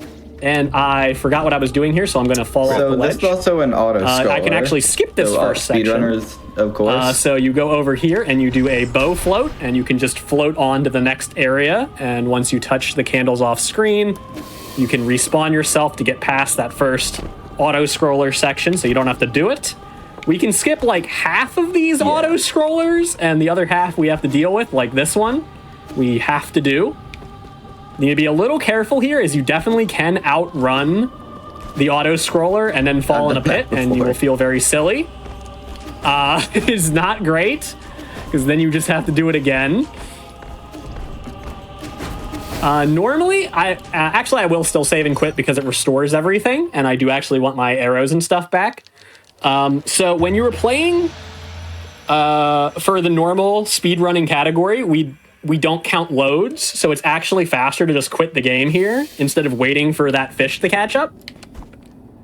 But if you aren't doing loads, it's a little faster in real time just to fall off the pit to respawn the fish at the checkpoint. This is one of the unfortunate ones that we actually have to do. If you want, you can just kind of balance on those eyeballs forever instead of following the fish, but it isn't going to save you any time because the fish just goes in a big circle anyway, and you have to wait for the fish to finish the circle to continue. So it's pretty irrelevant whether you follow the fish or just bounce on the eyeballs. This is the only one we have to follow the entire time. As we are time. getting close to one of the jankier looking tricks here. Oops. I think still. So what I have to do is I have to touch this candle, fall off, and then immediately do a bow float. And then we will float through this section to the next checkpoint. So the reason that works, instead of using our auto scroller fish. Yeah. The reason that works is because... And then here we will start using our air dash and talismans to just not even get the fish. We just don't even want it right now. I need a few more key. This guy's being a little weird. I don't know why it didn't let me get the second jump off of him. But we are just going to glitch on past here. And now we need the fish for the last auto scroller. So we're going to fall off. The respawn box is closer this time, so it's actually faster to fall off the ledge instead of save quitting this time. It used to be faster to fall off the ledge on the old one too, but due to some changes in live split, it eventually changed whether it was faster to save quit versus fall. And also save quitting gives you like all of your revive jades and your bow and all that other stuff back, which helps other things. Right here, we're going to do the last trick of this section. And you hit it. Nice. As we glitch on up here and get into this final area where we see the end of these memories, where some horrible things happen to the science team. Yeah. Let's not worry about that. The gist of it is, if you haven't played the game, of course, basically she's making this system, which is the soulscape system, because all of the Solarians need to like sleep for like 500 years. Yeah, it's a cryogenic virtual reality system. Just so they don't go brain dead in that time. But the issue is that the simulation is too perfect, and when they wake up, they do not want to live in actual reality anymore. Also, you have Five Nights at Freddy's here. Yeah. That's like me after finishing. She's gonna freak out a little bit. We're gonna get crushed by Big Lady. Yeah. So, and now you get to see what's actually in this room, which is, this is where all the 8-man brains were going.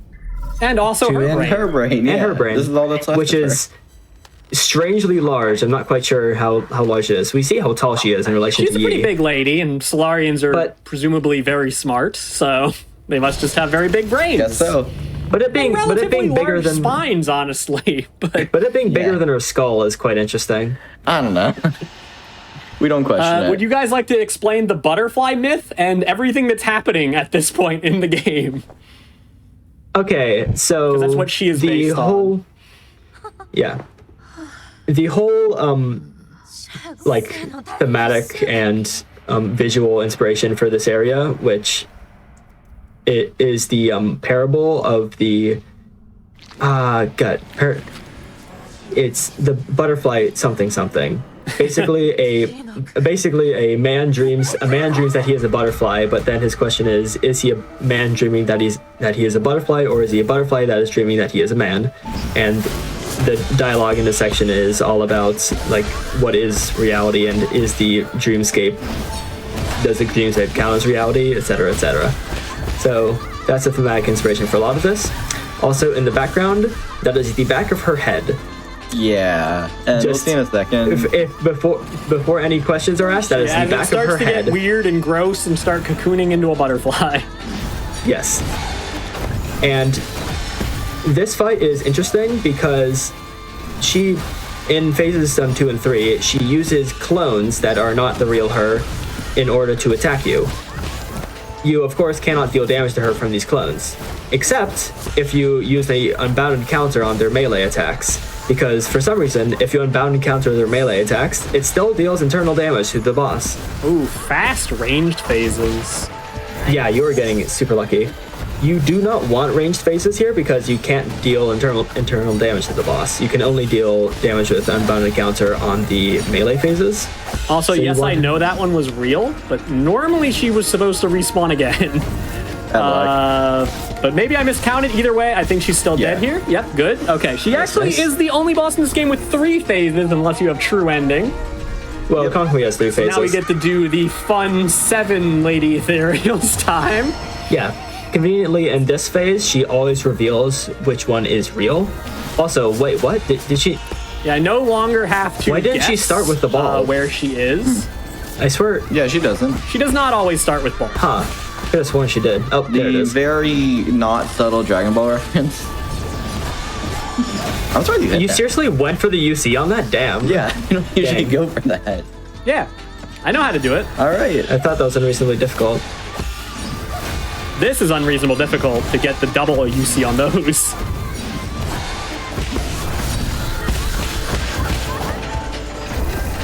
Another ball. Actually, yeah, that doesn't look that Ball, bad. mayhaps? I guess. I suppose. All right, that was a very Now good we lady. have a lot of cutscenes, so Yep. Yeah, this is, we're gonna go through a bunch of cutscenes here. And also, big gore warning, too. yeah. Big. Yeah, but it's gonna be, but it's not yet. Not yet. Yeah. First, we gotta talk to Lady Ethereal for a bit. Should we talk about the jank then? Not until we go into the next cutscene is it going to be a gore warning. Right now, we're just talking to Lady E. Yeah, while we're here, also, I feel like at least some people want me to mention the previous memory is even more sad when you consider that it's actually Lady Ethereal's girlfriend who's trying to kill her after she wakes up. Yes, that was confirmed by the devs. Zhao He? Zhao He, or something like that. Yeah. Yeah, she is seen in the background a lot. You see the like funeral pictures of her in the zone when you're in the real version of the zone, when you have the black aura around you. And then you see her choking out Lady Ethereal in that one cutscene. Yeah. This is where we are going to end up with the gore warning. Yep.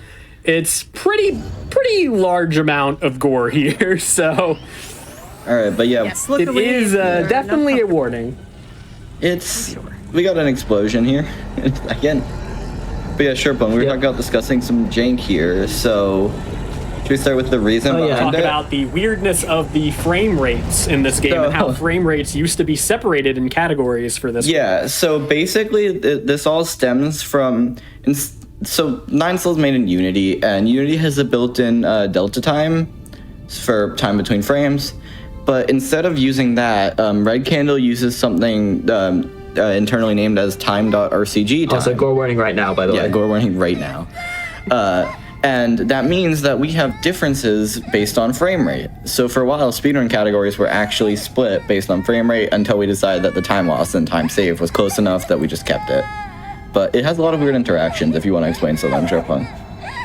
Yeah, so, for instance, you jump slightly higher on lower FPS, and you dash slightly farther on lower FPS. But because your jumps are higher, like the jump dash tech that we do for most of the run after we get air dash, that is slower on lower FPS a bit. Very small. It's very slightly slower on lower FPS. And so that's why it was split until we realized that the lower jumps on higher FPS actually make something more difficult, and it balances out, and generally nobody cared enough for it to be split. So now everything is run on any FPS as long as it's above 50. Because below 50 you start getting... To get back to Pavilion. Below 50 you start getting actually very strange stuff happening, and that's kind of not good. That's apparently very glitchy. I've only had that happen one time to me, which did ruin a run, which was very sad, where it just started running at like 35 FPS in the fire zone.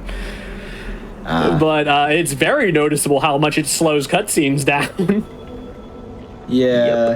Which we actually didn't know the exact difference until we got task tools, which is the same time we figured out that the the jump dash parry you see, or swag dash, as it used to be called, because we used to think it was just for swag, turns out to be very slightly faster. So I want to talk about a few things here. This is the last upgrade we're going to get in the run. This is the double jump. I also figured out yesterday you can actually make this without grabbing ledge there, but it's like insanely hard.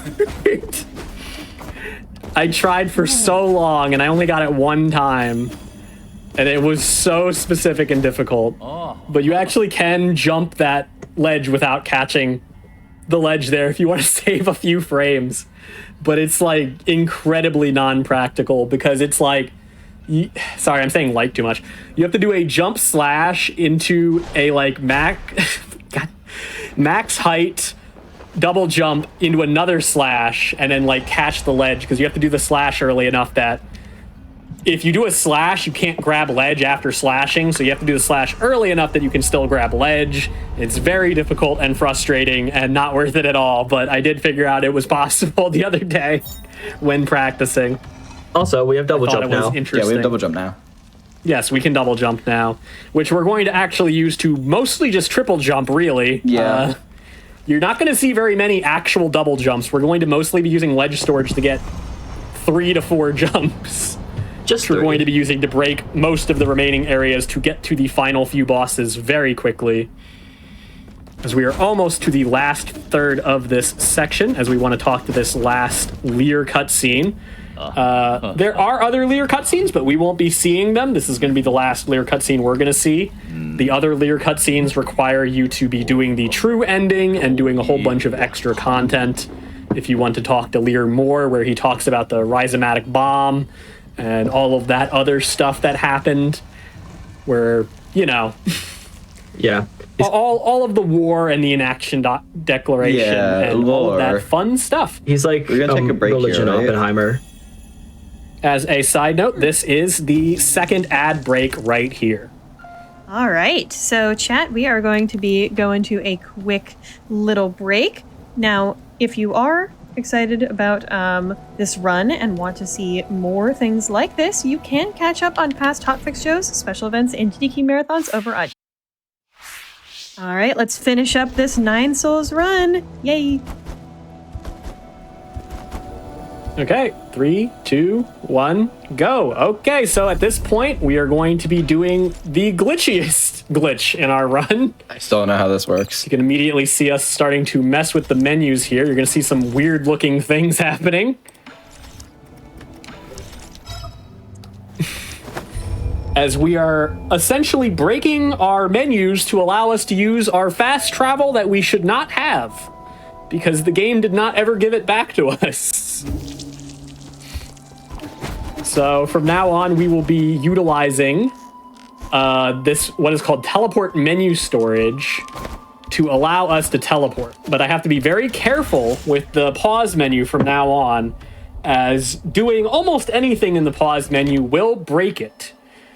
And I will need to use the pause menu a few times, unfortunately, when I don't want to break it. Luckily, we do have a very good backup save in case something horrible happens, as I glitch through that laser here. And we're going to see how we start manipulating our double jump to go way too high very often. Casual edge storage shenanigans, you know. Yeah, we're going to be taking extremely high jumps that we should not be able to make. And these are also To two bosses make you our can do way in up either this order. tower without having to do any of the puzzles. We open our way up to the top. This is a section when I played through this game casually that I just like could not figure out how to even get to. I remember always being on the other side of that door being like, how the heck do you get down there? It took me so long to find that area. We're going to be running through Imperium and making our way to Grotto, where we will be fighting our next boss. And Grotto is a very unfun section for all speedrunning categories. I enjoy this after I every learn the single tech. speedrunning category, no matter which one it is, has a very miserable section in Grotto, which is where we are currently going. So we'll see if we can have a nice, calm Grotto that just works well and doesn't hate me. This is the most Grab annoying some key rope that we will storage in the need in game. Grotto. So here is a save point I am going to use to grab our enhanced water flow that we are going to need. Yeah. We mentioned earlier how You may see our menu is a little not great right now. Yeah. we mentioned all the way when we introduced rope storage how if you touch another rope while you have rope storage, you lose rope storage. So you cannot touch another rope. That will become very obviously why relevant. This next trick is irritating because I'm going to have to get rope storage and then maneuver under a bunch of ropes but above a bunch of spikes. It's annoying. Which will be very fun. Luckily, this category has the easiest version of Grotto, but it's still not a very fun section. So Yeah, we don't still have sucks. to use like respawn safe let's ground get abuse, this guy so over here to get our rope storage. Okay, he attacked me from a very awkward angle. There we go. that's good. I still don't know why you do the And dash that there. That should just makes be it less past the interesting. ropes. Yep. And then we're going to grab a ledge storage in addition, and we're going to use that to triple jump up here, and then use our rope storage to get over to this zone. We're going to fall down to grab one of the only jades that we actually want for its Best ability, jade in the game. the Divine Hand Jade. one of the strongest Jades in the game, glitch ourselves into the wall to respawn up top. I'm actually going to take this slightly safer path. It's like 1 second slower because I'm tired of glitching into a wall every time I try to take the harder path. And we are going to open a little safety save here in case things go wrong, because a whole lot of things can go wrong at this part of the game. Both the boss fight can go wrong, which I'm not actually very worried about, and then a skip after the boss fight, which I'm far more worried about, can go wrong, which is called minor skip. But instead of going to this left here, we're just going to open it early, because if we open it early and then we mess up and we reload, that bridge will already be done and we won't have to respawn it and watch that cutscene again.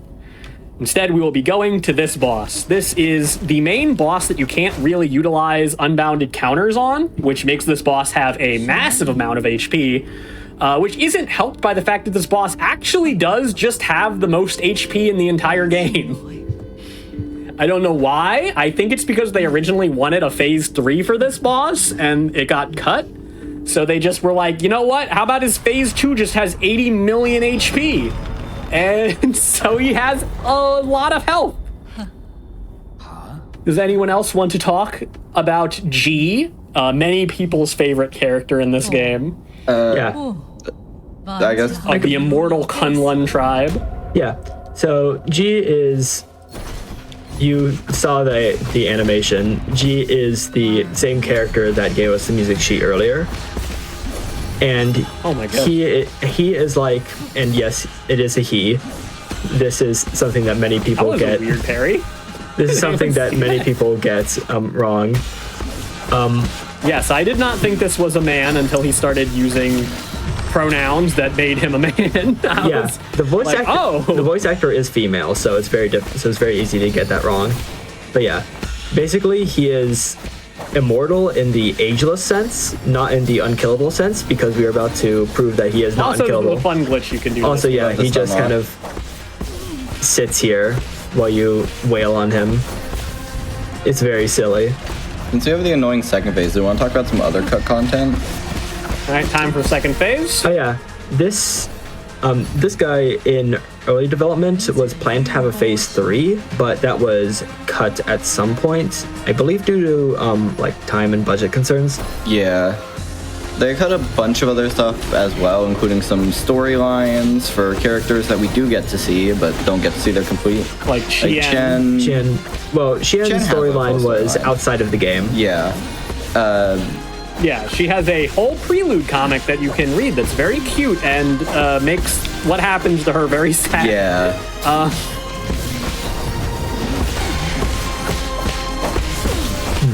And then there's also, I believe Kong Hui had more to his storyline. And there's also a cut fight where we instead see a cut scene later in the game, which I think we'll mention when we get to it. Yeah. You'll notice the knives in this fight. They are the way they move in a very strange way, but that's because they are coded by some black magic to actually have consistent parry timing. How they did it, I have absolutely no idea, but by some magic, the projectiles have consistent parry timing no matter, like, within the general range of where you will be. So that's why they move in funky ways most of the time. That was an extremely clean G, by the way. That should be the end of this fight. Also, dang, that was pretty good. That was very good. The first phase was not optimal, but the second phase was pretty much as good as that could have gone. I don't know what was happening in the first phase. I just, like, missed the first, like, 3 talismans on him. I was like, what's happening? His timing is so weird compared to what I'm used to. But his second phase, I don't believe I missed anything while fighting it. Yeah, no notes on the I hit him pretty much any time he was hittable. Also, random which is good. You just want to wail on that guy as much as possible. You can't get as much damage as you can on other bosses because we spec our entire build tree into doing damage off unbound countering people. And he's basically not unbound counterable, as he throws projectiles for 95% of his attacks. But yes, that is You see him through history, seeing the death of Jitwan and Lear going into the Fusang, talking with your mentor Aegong to try to make the immortality serum. And then finally, the only one of these that actually comes true, as most of these are like broken dreams at the end. But his dream was for you to kill him, and it has come to pass. Yep. Yeah. On the manga cutscene before you fight him, all of the Solarian script in the game can actually be translated directly to traditional Chinese through I believe it's the Kongji input system, where you map I'm not sure how it works, but I don't speak that language, but you can translate all the Solarian text in the game, and you can see what he's writing in the manga cutscene at the start of it. And he's writing buried here, which we believe is him writing about how he is going to die in the fight that's about to happen, which is really cool. He also attempts to trick you by telling you you're going to kill him until you end up, telling he tells you that he's going to kill you until you kill him, and then he reveals that he had been lying to you so that you would try to kill him harder, so that he would actually get to die finally. Yeah. Also, you just take his hair for some reason. Yes, I do need that. You have to do it, but We don't know why. at this point in the game, you have no reason to take the hair. Without context, but there is a reason we do need that hair. I believe that technically you're supposed to do the boss we're going to do next first. However, most people find G first anyway, and then the hair doesn't make sense. Yeah, I fought the other boss first. I do not. I fought G first in my first playthrough. And not G. So you'll notice we're not safe ground. So we're trying very hard to make sure that we don't ever give the game a place I can spawn. That was very clean, by the way. Because I'm trying to get rope storage here, but I want my spawn point. Oh. Rip. See, this is why we made the backup save. That's unfortunate. That's another one of the hardest skips in the game. That was super clean up until that point. Yeah. It sure was. You have to maintain your spawn position at the very top for the entire thing. Then get rope storage. I just hit dash for no reason. I don't even know why I hit it. Yeah, My brain that's just not turned a static off. rope storage. Yeah, I did static rope storage instead of normal rope storage, and that was incorrect. Yeah, but I did do the rest of the trick correctly, so we'll just quickly go through that again. We'll just have to use the backup save instead of the teleport menu storage at the end. Yeah. But that is exactly why that save exists, because otherwise you lose like a massive amount of time.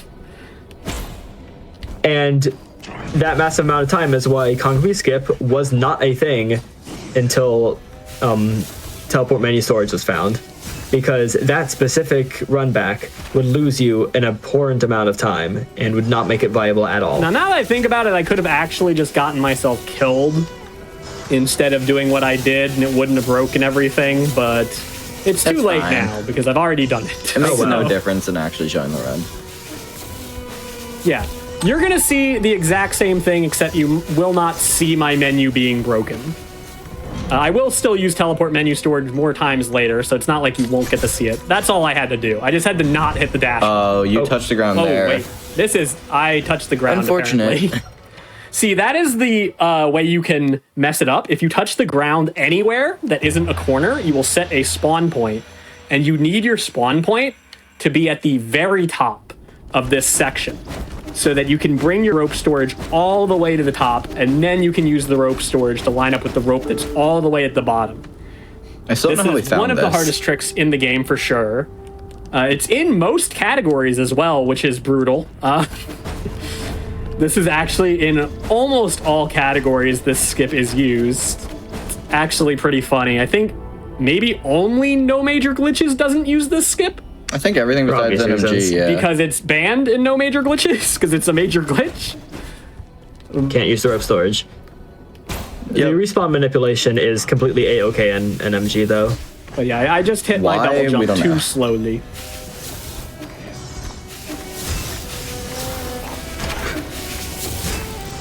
There is also a slightly faster way you can do this laser section, but it's a horrible nightmare. You have to do that like weird laser glitch thing that I was doing earlier, where you get hit by the laser at the same time you dash.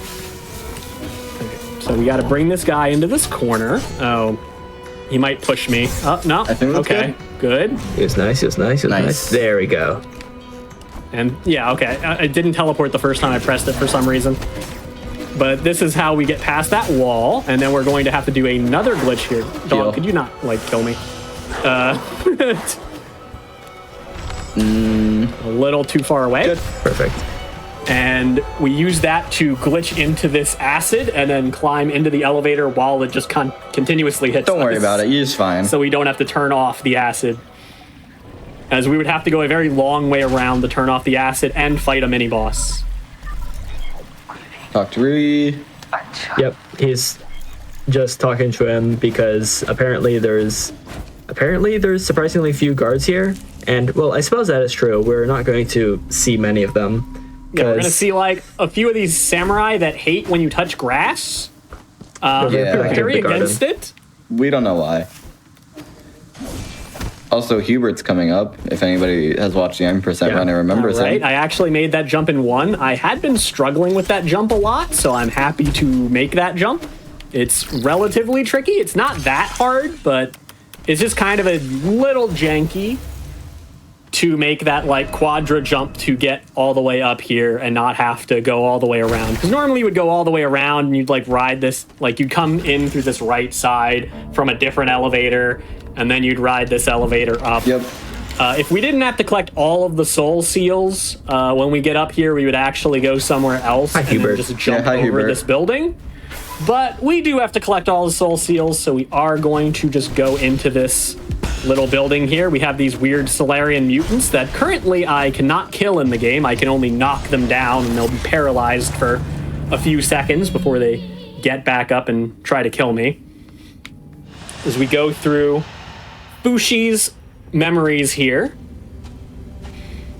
So you can see Fushi and his twin sister Nua. These are very famous mythological creatures, especially Fushi. Yeah. It's like one of the most important Chinese gods generally. Yeah, I think the pair of them, they are creation deities from what I remember, and they Yes. I believe so, invented yes. a lot of things like people. Yeah, they Yes. they pretty much made like people, they made like a lot of musical instruments and other sorts of things. They're very famous. Fushi is generally supposed to be Gomeng's boss in mythology, who is also still a bird person, although not a weird cat lady. Normally just a bird man that works for Fushi. As Fushi and Nua are also both normally serpentine deities, which is why they're going to have a whole lot of weird snake imagery around them. We're going to see a lot of snakes throughout this zone. This is a weird phone call. For some reason, you can still move in it, and you can't hold down the button early like every other phone call. So I just have to wait for Nua to call me a thief, say she doesn't really care that I'm taking the soul seals. She just wants to be left alone to her weird party that she keeps having that we do not approve of, but, you know, we're just going to go over there and talk to her because we need her seal as well, not just her brother's. So we need to go find her, as we are going to get another hang cutscene here. Yep. I think Scenes now with my is a 9 good... souls? No Yes, way. there are a lot of Impossible. cutscenes in this game that are unfortunately unskippable. We are Yep. working on a mod to skip through these, but it's not super stable, so I did not want to mess with it. In here, I wanted to just have the vanilla experience of running the game, although I am on like the speedrun patch, so you would have to down patch for the experience, I suppose. Something like that. But that's not very hard to do. You just have to like look up how to down patch, and you'll find like a little code, and you just input it into the like Steam beta thing. And that's like all you have to do. It's one of the easiest games to down patch I've ever seen for speedrunning, so that's really cool. They gave us a beta. I don't know why they won't just give us a cutscene skip, though. Good question.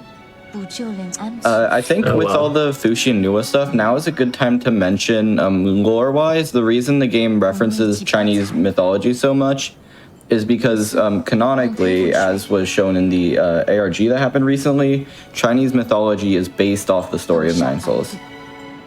Yeah, they kind of reversed the inspiration, which I think is really neat. and really neat and awesome. Of course, we won't get to see why that's true because we're not doing true endings, so we'll be stuck here on New Kunlun and then eventually go back to Pangai. I thought I didn't grab the ledge, so I got scared. We never really explained the names of places, did we? The what? The names of any locations. I actually don't know anything about that. I mean, we are currently on New Kunlun. Pangai was the planet that all the Solarians were from originally, but there was a big disease outbreak called Tianhuo, and it kind of made everyone start dying rapidly, and they couldn't find a way to cure it. So what they did is they took an island and they put like a freaking Phineas and Ferb subplot. They put rockets on it and blasted it off into space. Oh, yep, Wawa coming up. Chat, get ready for Wawa. The only thing people know Nua for. Wawa. Bisu. She really is just soundboard the character, huh? Her and Hung, I suppose. We did mention Gia briefly, that is true. There's a lot of, like, this is honestly probably the most erratic boss in the game. Like, in terms of practicing, this boss is very difficult to practice. He's very dangerous, and his movement is really weird and confusing, and he has enormous hitboxes. Yeah, comically enormous hitboxes. And any percent gets to skip his second phase. We don't get to. Well, I mean, you guys used to, I did in my I was PB. like, I'm done with, I don't want to skip that. Yeah, blame yourself for that one. yeah. Yeah, that's my fault that we fight this guy for real now. Because I was like, I'm going to fight the bosses for real. Yeah. I'm sure it's faster if you actually do it correctly. No, the cheese is like definitely slower on phase 2. Especially because you have UC. Well, that's what I mean. UC. Well, that's why we included it, yeah. This boss also has weird abilities to like swing from other directions. Like he'll put his hand behind you and then like sweep, and it'll be like a reverse parry. But UC is the good news is Unbound Counter doesn't care about things like that, which we will be almost exclusively using. The unbound encounter is not concerned if I'm doing it correctly, most of the parries will be unbounded unless they are a projectile, in which case it doesn't matter. The unbound encounter is not bounded by direction. Yes, it does not concern itself. Yeah, just like the air counter is omnidirectional, so is the unbound counter. Okay, I was really hoping he was doing the fast attack, but he was not. He was just kind of doing whatever. Yeah. This boss is one of the few that can just straight up deal your entire health bar in one shot. Doesn't help with his big charge, with his big charge attack that he runs. With his big sweeping moves. Here comes a big snake. I'm gonna disable him for a moment so I don't have to deal with his mix up here. So a lot of people think this boss is like random, but he's actually not. All of his moves are synced to Nua. Like, he will never do, like, this big sweeping move without, like, the double hairpins or whatever the heck those are supposed to be. Right now, there's a snake move coming, I can tell, because he is not reacting at all. And I think it's going to be a ball or another snake move because he's once again just sitting there not doing anything. Yeah. Because he waits for the snake attacks to happen before he actually does anything, and that's how you skip his cutscene. So, yeah, you can also... is if you kill him and then you use the bow and then you pause and you hit him after he is dead, you will actually skip their death cutscene. And you will be able to just reload in here and not have to watch them die for 40 to 50 seconds. Yeah, it's also doable for G, but the lineup's extremely hard, and I think it breaks G, it TPMS. requires a specific pause-related nonsense. Or do it with frame this perfect, one, but, you can do it either with a bow or with a slash. If the bow, it's way easier, but if you're doing something like any percent where you don't have the bow, you can do it with a slash, but it requires like frame perfect pausing. So I recommend just practicing pausing on the right frame if you're going to try that, because it's quite annoying, but you can get consistent at it.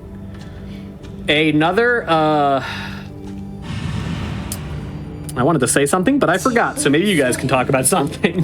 There's some other things to mention from the Chinese myth thing, I think, if we're on a lower roll, I suppose. So first of all, of course, the game's main inspiration is the story of Hu Yi, hence the character's main name. The story specifically being Hu Yi shooting down the 9 suns, where 9 of the 10 suns. 9 of the 10 suns, yes, where he shoots down 9 of them because they all tried to come out at once, because before there were 10 suns that took turns, and so to save people, he shot down 9 of them, which is the very loose, admittedly, inspiration for this story. So here is a very easy cutscene skip. You just save and quit after picking this up, and you will respawn in the room with the seal, and then Ruyi will not call you and tell you that you need to come back to the pavilion and whatever else he says, as he wants you to bring the serum back to him.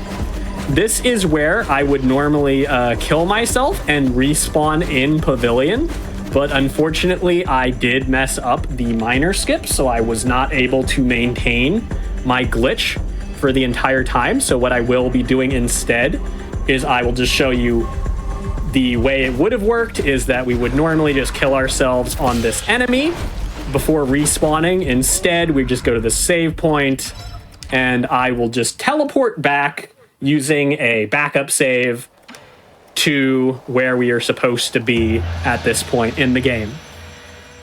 As we normally would we would do a death warp here, which would spawn us right here in Pavilion.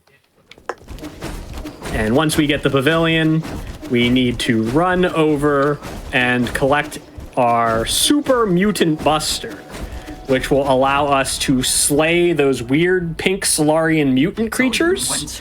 And we need this to be able to break through the floor to the final zone so that we can get to the last boss. And you may be saying, you still haven't killed Ying Zhao. Don't worry, we're still on track for killing Ying Zhao. We haven't forgotten him. We're just still putting it off. Not kidding when you said it was late. We Yeah, the person who guessed second to last is right. He's still around, and we haven't missed him yet. We are going to be using a glitch to get to him later. Eventually. Yeah, even like later. Yeah, we're still a bit away from Ying Zhao. In the older route of the run, we would actually go to kill him now. In the older routes, you would fight Ying Zhao now. Yeah. This is when you would normally fight him. You would normally use your fast travel and just go to Ying Zhao and fight him. I'm just going to get sword upgrade here, and we are going to reactivate the glitch I did earlier that I ended up not being able to use. So we just do that. Click this, and then we can use that to teleport to places we shouldn't be allowed to. Now, we can only teleport to places that we actually have fast travel nodes to. We can't travel to, like, any of the nodes. We have to actually have touched them. Otherwise, I could teleport to even more useful locations. But this is the closest place I can teleport to towards where we are currently going, which is the final zone of the game that we are currently making our way towards.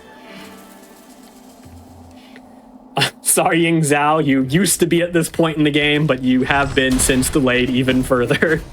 Yeah, he has to wait even longer now. I'm sure he has to wait very, very long. Yeah. Should I explain the route distinction? We've been talking about this entire time. The route distinction of what? Like the older route. Oh. Yeah. I mean, yeah, I guess if you want. I mean, there's not too much distinction at this point. At this point, it's the same. Yeah. But essentially, the route's been split since Elevator, which is why we didn't get Charge Strike. But Elevator used to be so inconsistent since people just didn't want to restart their runs at that point that there was actually a split in the route for Charge Strike Gliss and with Charge Strike. I only ran the Charge Strike route because I stopped running around when it got discovered. Oh, well. No ledge storage for me. But we have the backup way of getting up there, which is barely slower. So we anger this guy. And then we just get on up here this way. So we have to break these 3 things holding this big thing up. Once we have broken everything, it will fall and break the floor, which will allow us into the final zone here. There's just one more to get, which we just get by falling and activating this And the here. wind- And you have a little Wile E. Coyote fall Watch here. out, ye! Oh, And so amazing. Looney Tunes this gag. will now let us get into the final area of. Why am I stuck on this enemy? Let me through. Mutants are annoying. The Very final persistent. area of this game. So this area is generally called Ponner, which stands for the point of no return. Once you get a little bit further, Rui will call you and tell you that, hey, if you go any further, you cannot go back anymore. This is like the end of the game. Turn around if you don't want to be progressing to the end of the game. He's going to call us right in a moment here. Whereas Nine Souls is nice and lets you reload your save after you beat the game. Yes, the from good this news point. is, if you do still mess up, you will have to finish the game, but it will load you before that message to whatever your like previous save was. So you can then still get like the other endings if you had not gotten everything, as it's quite difficult to like get the really good ending, as you have to do a lot of stuff that is relatively missable. Like, I did not get the good ending right away. Had to go on a search to find all of the nonsense you have to find. All of these little terminals are big lore things that tell you all sorts of fun things. If any of you guys want to explain any of the massive amounts of lore I am currently skipping past. Sure. So essentially, we've been talking about Yi's mentor a couple of times. She's already been mentioned. This is Yigong's laboratory under the Tiandao Research Center, which is a bunch of naming. It's the council that launched New Kunlun. Doesn't really matter. Tiandao is the virus that killed everyone, by the way. Tianhuo is the virus. Tiandao is the council. It's weird. Oh, sorry. Got a little confused.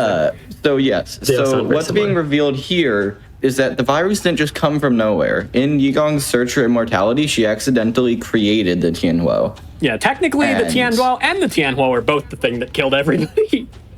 Yeah, technically. And anyway, so we go through here. This is supposed to be her soulscape. We get her soul seal. This will allow us to enter the center area and fly back to Penguin. That's what- Except she's in here. That's not supposed to happen. So Yep. there's a bit more lore, but first, let's see this. She's like, deception is the first rule of combat or something. And then Sanchi, Art of War, something, Yeah. something. I don't remember. uses the force for some reason, I guess. Yep. It's her dream. And just robs Just your to entire show game you how progress. strong she is. She just uses the force on you and then takes all your stuff and then leaves. Yep. Which, funnily enough, this part of the game does not actually check for you having any seals at all. That's why any percent. You do not need a single seal to get here, but Hence why any percent really does not collect any bosses. Yeah. If any percent could, they would collect no bosses, but they have to kill Ji and Fushi to be able to break the floor to get down here. All warfare is based Yeah. on deception. Thank you, Jen. If they found a way to eventually clip through that floor or somehow get down here, they would just be able to go here immediately and end the game. Somebody should look into that. But nobody has found a way to get down here without using the super mutant buster. Yeah. yeah, the walls in this game are very, very stubborn. We found basically everything except the wall clip. Yeah. Yeah, we basically can only get through walls using rope storage or out of bounds, and out of bounds is almost never useful. Almost. Technically is Yeah. only used in no major glitches, I think. It might be used in like true ending or something if there's like a poison that you could get to or something, but I don't know. I kind of imagine true ending doesn't even fight Gomang and they just go down there normally and collect the poison and leave. I think that's right. I'm not familiar throughout. Yeah. Because I don't think true ending fights any bosses basically. Honestly, I don't know, but I think they Yeah. basically play like any percent except with 40 more minutes of talking to Shenang and Shan. something like Pretty that. much. Yeah. Yeah. And this cutscene we just skipped over was Yi disowning his sister because she wouldn't go Yeah. onto the New Kunlun. It's a very emotional And now- cutscene normally. We just ignore it, of course. Yeah. And I do have some stuff to add to some previous things, which first of all, back on cut content, apparently there was originally supposed to be a Yi mirror fight here. But of course, scrapped due to budgetary and time sounds constraints. interesting, although I'm not sure how they would do it, because Yi's main thing is like don't know parrying, and either. that seems like a horrible mechanic to try to incorporate. But whatever the case, yeah, there was concept for that got scrapped. Also, yeah, Maybe it could be a little like Carmelita Maybe. in Silk Song, where she like blocks. don't know. But also on lore. So the reason that Yigong betrayed Yi here is, first of all, Yi's idea of them betraying him before was just not telling him the origin of the virus. And then he got mad, Yigong fought him, that's what you see in the first cutscene of the game. The reason, Yeah, he wanted them to tell the people what was going on, because Yeah. if people knew, people might make different decisions based on whether to come but the or reason go. she's betraying us now is because during her 500 years, she went a bit insane and decided that the mutations we've been seeing were actually the next evolution of Solarians, and she wants to force that upon every Solarian. Yeah, she essentially got so guilty and consumed that she decided that maybe the thing she did wasn't a horrible thing that killed everyone and is actually a good thing. Yeah, totally. So we need to go kill her now. And then Xuan through the power of, I don't know, like being hungry, saves us from being trapped in the soulscape forever, I guess. Yeah, I don't know how he I'm does not quite this. sure how this happens, but I don't know. Xuan is like concerningly smart, so Yeah. maybe you can just do that. We get to go through one of people's least favorite sections of the game now. Including mine. Everyone loves the hallway. Yep, the This hallway reference- is awful, mostly because the game decided that having a HUD is for losers and isn't cinematic enough. I believe it's a reference, Yeah. but it's an annoying reference. If you've watched the movie Old Boy, which is a Korean martial arts film, I believe, this is a reference to a very famous scene from that movie. But for us, it just pisses us off. Yeah, it's just very annoying. But in this category, it's not that bad. In other categories, this is this Yeah, is this hell on compared least earth. to any bad percent. of this one. Actually, I guess no major glitches is actually better. But Yeah. Yeah, you have CS, that helps. because Charge little Strike bit. is relatively decent here. I think this is like the one rare as spot charge- oh, where oops. any percent unrestricted might be harder than restricted if you try to go for hitless hallway. Also, I think they have Stasis Jade here, which is kind of nice. Something like that. Where we just have a Revive or Divine Hand, depending. I'm just luring these idiots over here. Doing it the any percent way. Speedrun way is speedrun way. We're just An going to use this auto-scroll bomb to also, kill everybody. which- The, You know. the green ones blow up for some reason. I'm not sure if it's explained why they blow up. They just do. I guess they have like, I don't know, rhizometic energy stored or something. They're full of soup, and the soup blows up. Or that. Could be either. Full of soup. So these enemies are just annoying, so I'm just going to use my bow to get them low first die. and then finish them off. Pretty low on health right now, but I still have Revival Jade, and I think I have all my heals. Yeah, I think it's it's just mostly temp internal. damage I have right now. Actually, they might be all internal. Although now it should be real damage because I, like, actually... Oh, This section's a lot easier with Waterflow. yeah, we're Waterfall, massacring my the Hubert beloved. family. The Huberts are awful if you don't have Waterflow. Should we tell the Hubert story actually? Oh, I don't Okay. know oh, the Hubert story is like one note basically. Where's the Yeah. other guy? Did he explode? Why did only one of them explode? We previously used an enemy, which was the like small mutant enemy, to skip getting a Fushi seal back in old 90% before ledge storage was discovered. And since we used that one mutant, we gave him a name, and the name was Hubert. So now, by extension, every single mutant of that type is now Hubert. Yeah, so of course, the Hubert we said hi to earlier in the run, while he was explaining stuff, going up the elevator, is that very Hubert. However, now every small mutant is Hubert. Yep. And same goes for the medium. We jump over an arena Just fight skip right the there. trigger. Okay, I tried to use a bow and didn't realize the bow hadn't gotten to me yet, so now I gotta my do this God. the normal way. Hey, they do like to quick scope you from across the map. They do like to snipe you off screen. They are not very fun enemies. Yeah. Every mutant enemy is a horrible disaster of design. I hate them all so much. But luckily you don't deal with them a whole lot in the game. They're a relatively rare enemy that's pretty much only at the end of the game. We're going to try to jump over one more arena fight This one here. has the smallest hitbox We somehow. don't want to fight a whole bunch of annoying mutants. And now here we finally We owe go. somebody a visit.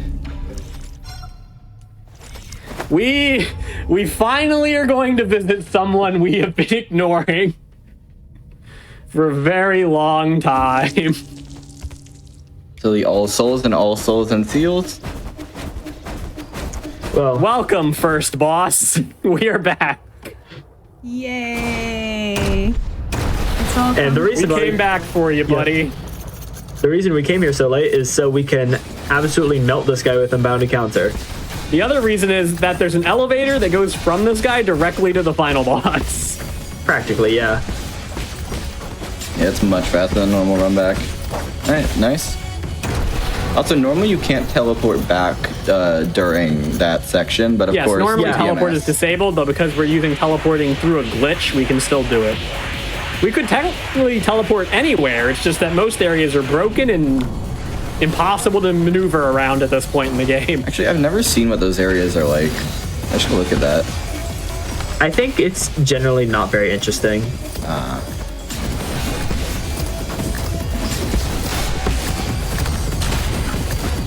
All right, well, we're coming up on my favorite part of the run.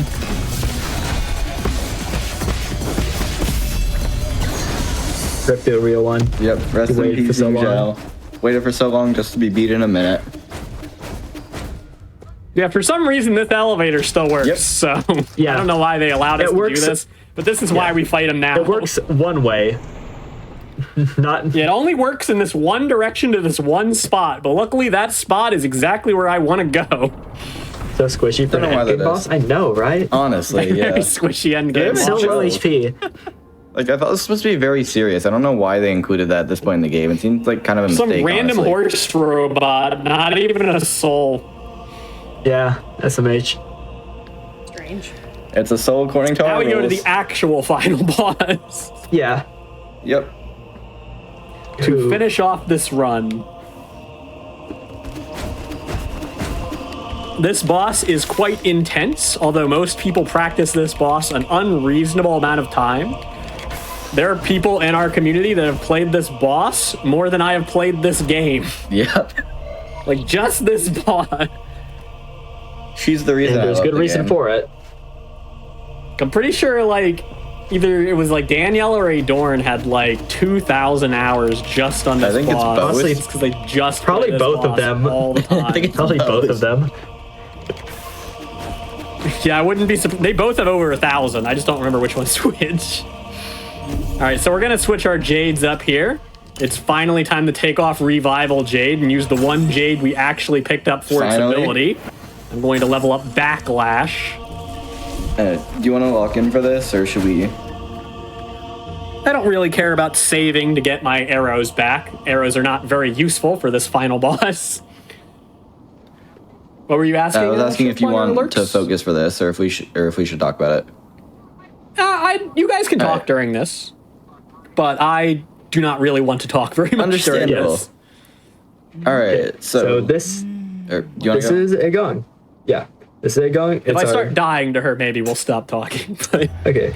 This is Agong. She's our mentor and also insane and wants to make everybody into pink goo. And we want to stop her Something like that. because that would be bad generally. So Agong is by a pretty large margin the most difficult fight in the game, which is fitting for the final boss. And her moveset is very fast and it has a lot of mix-ups and more. it's also very like disoriented. Like she has a lot of like weird slow timing things, like how Elden Ring things will try to like roll catch you. Yeah. And her most And the move you need to be most wary of generally is her talisman, because she taught you how to use your talisman and she's using it against you. It is also a grab, so you cannot. Ouch! See, there it is. Top 10 reasons. There's the grab. And it is fully unblockable if you do not use the Tai Chi kick. It will completely bypass the UC and just make you eat the talisman if you try to UC it. You can dash through if you get the timing right, though. Or just You jump. can dash through, yes. But It has this a fight, very weird timing, and it's very strange. yeah, this fight is a whole lot of using Divine Hand, which we haven't explained what Divine Hand does. Basically, what Divine Hand does is after you phase successfully... Nice. After you successfully use a unbounded counter, if you have Divine Hand active, it will allow you to press the parry button again and do another unbounded counter, and that can chain until you no longer have attacks to counter. So it allows you to get off a ton of internal damage very quickly, which is super useful on this boss specifically because you see her like delayed Virgil slashes. That is I don't know why I did that. three unbound encounters in a row for a ton of internal damage, and even her 2-hit combos. Basically everything you can Divine Hand, and it just learning this boss for the speedrun is all about learning when you can UC safely and when you can't. Yep. And yeah. You have to watch out to for be the over? fire with HP this No, low. it is not about to be over. Calm down. Well, But yeah, most fun fight in my opinion, by far. yeah. Now it's about to be over. Now it's over. And GG. skadoosh. That's time. What? I killed her in the air. Awesome. That's time, by the way. GG's, y'all. I've never seen this before. I That's the didn't highest I've know ever this seen her get happened. glitched out if you do that.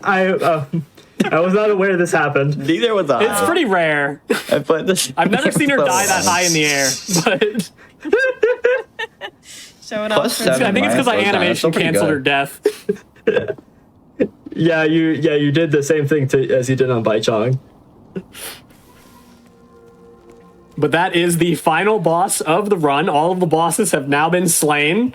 Funnily enough, I did only die to Xing Tian, I believe. Yeah, that was the Classic. one death of the run to funny It's the axe stupid guy. Xing Tian with his dumb, weird rhythm. I just hit the talisman button at the wrong time and just ate it. But That was actually a really good run. Even That with was the a plus very 7. strong With low run. time removed. Yeah. 222, by the way, which is yeah, pretty and that's cool. with Of course, had some loads, mistakes, which but- add a ton of time. But also without the 7 minutes, I believe. Yeah.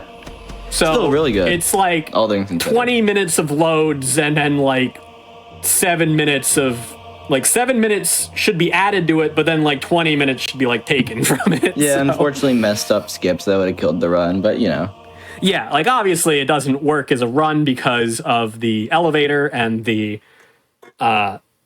teleport menu storage shenanigans that happened.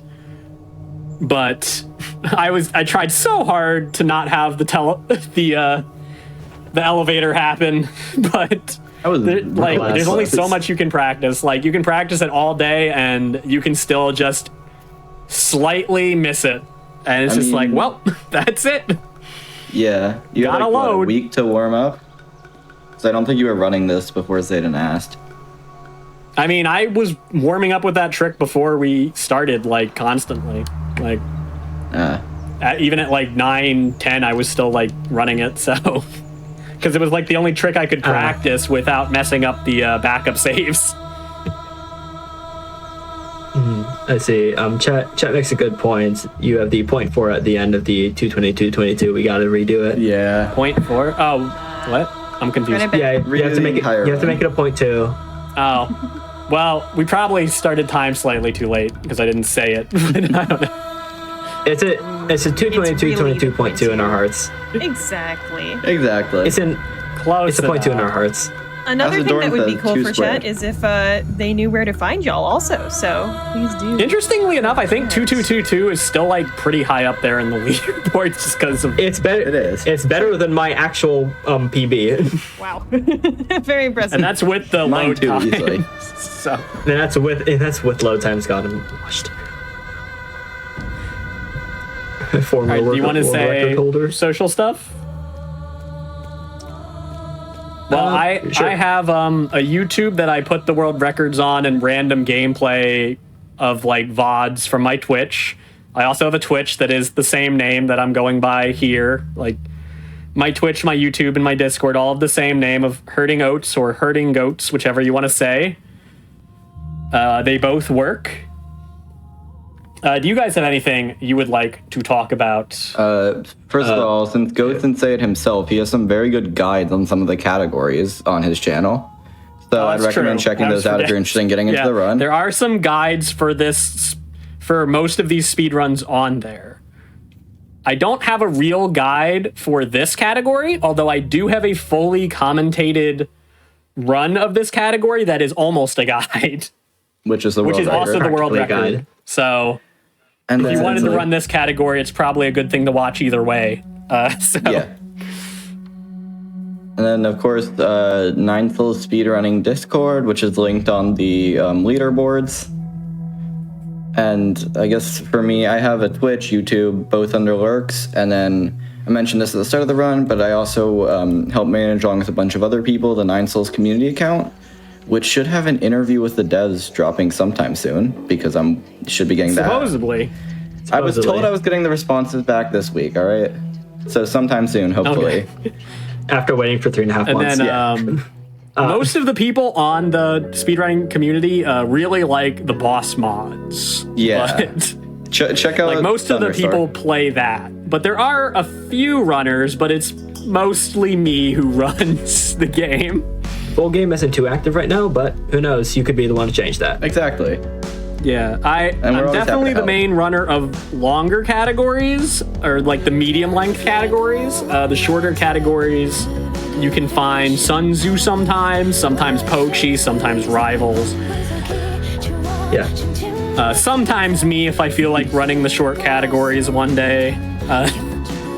But I definitely like those categories less because my favorite thing about this game is fighting the bosses, so I like the categories that fight the bosses in it. More than I like the categories that don't fight the bosses as much, like any percent. But they are fun in their own way, like being short. Yeah. As for where you can find me, I have a Twitch technically. When I did runs, I streamed on it. If I do runs again, I will be streaming on Twitch, twitch.tv/Sherplung. I have a YouTube where I post stuff sometimes. And I have Discord, which I use significantly more than the other two. Yeah, that's pretty much it. And yeah, thank you for hosting this, Satan. Yeah, Oh, seriously. of course, it was a blast. What a cool game, and y'all did amazing with it. Now, if you've been enjoying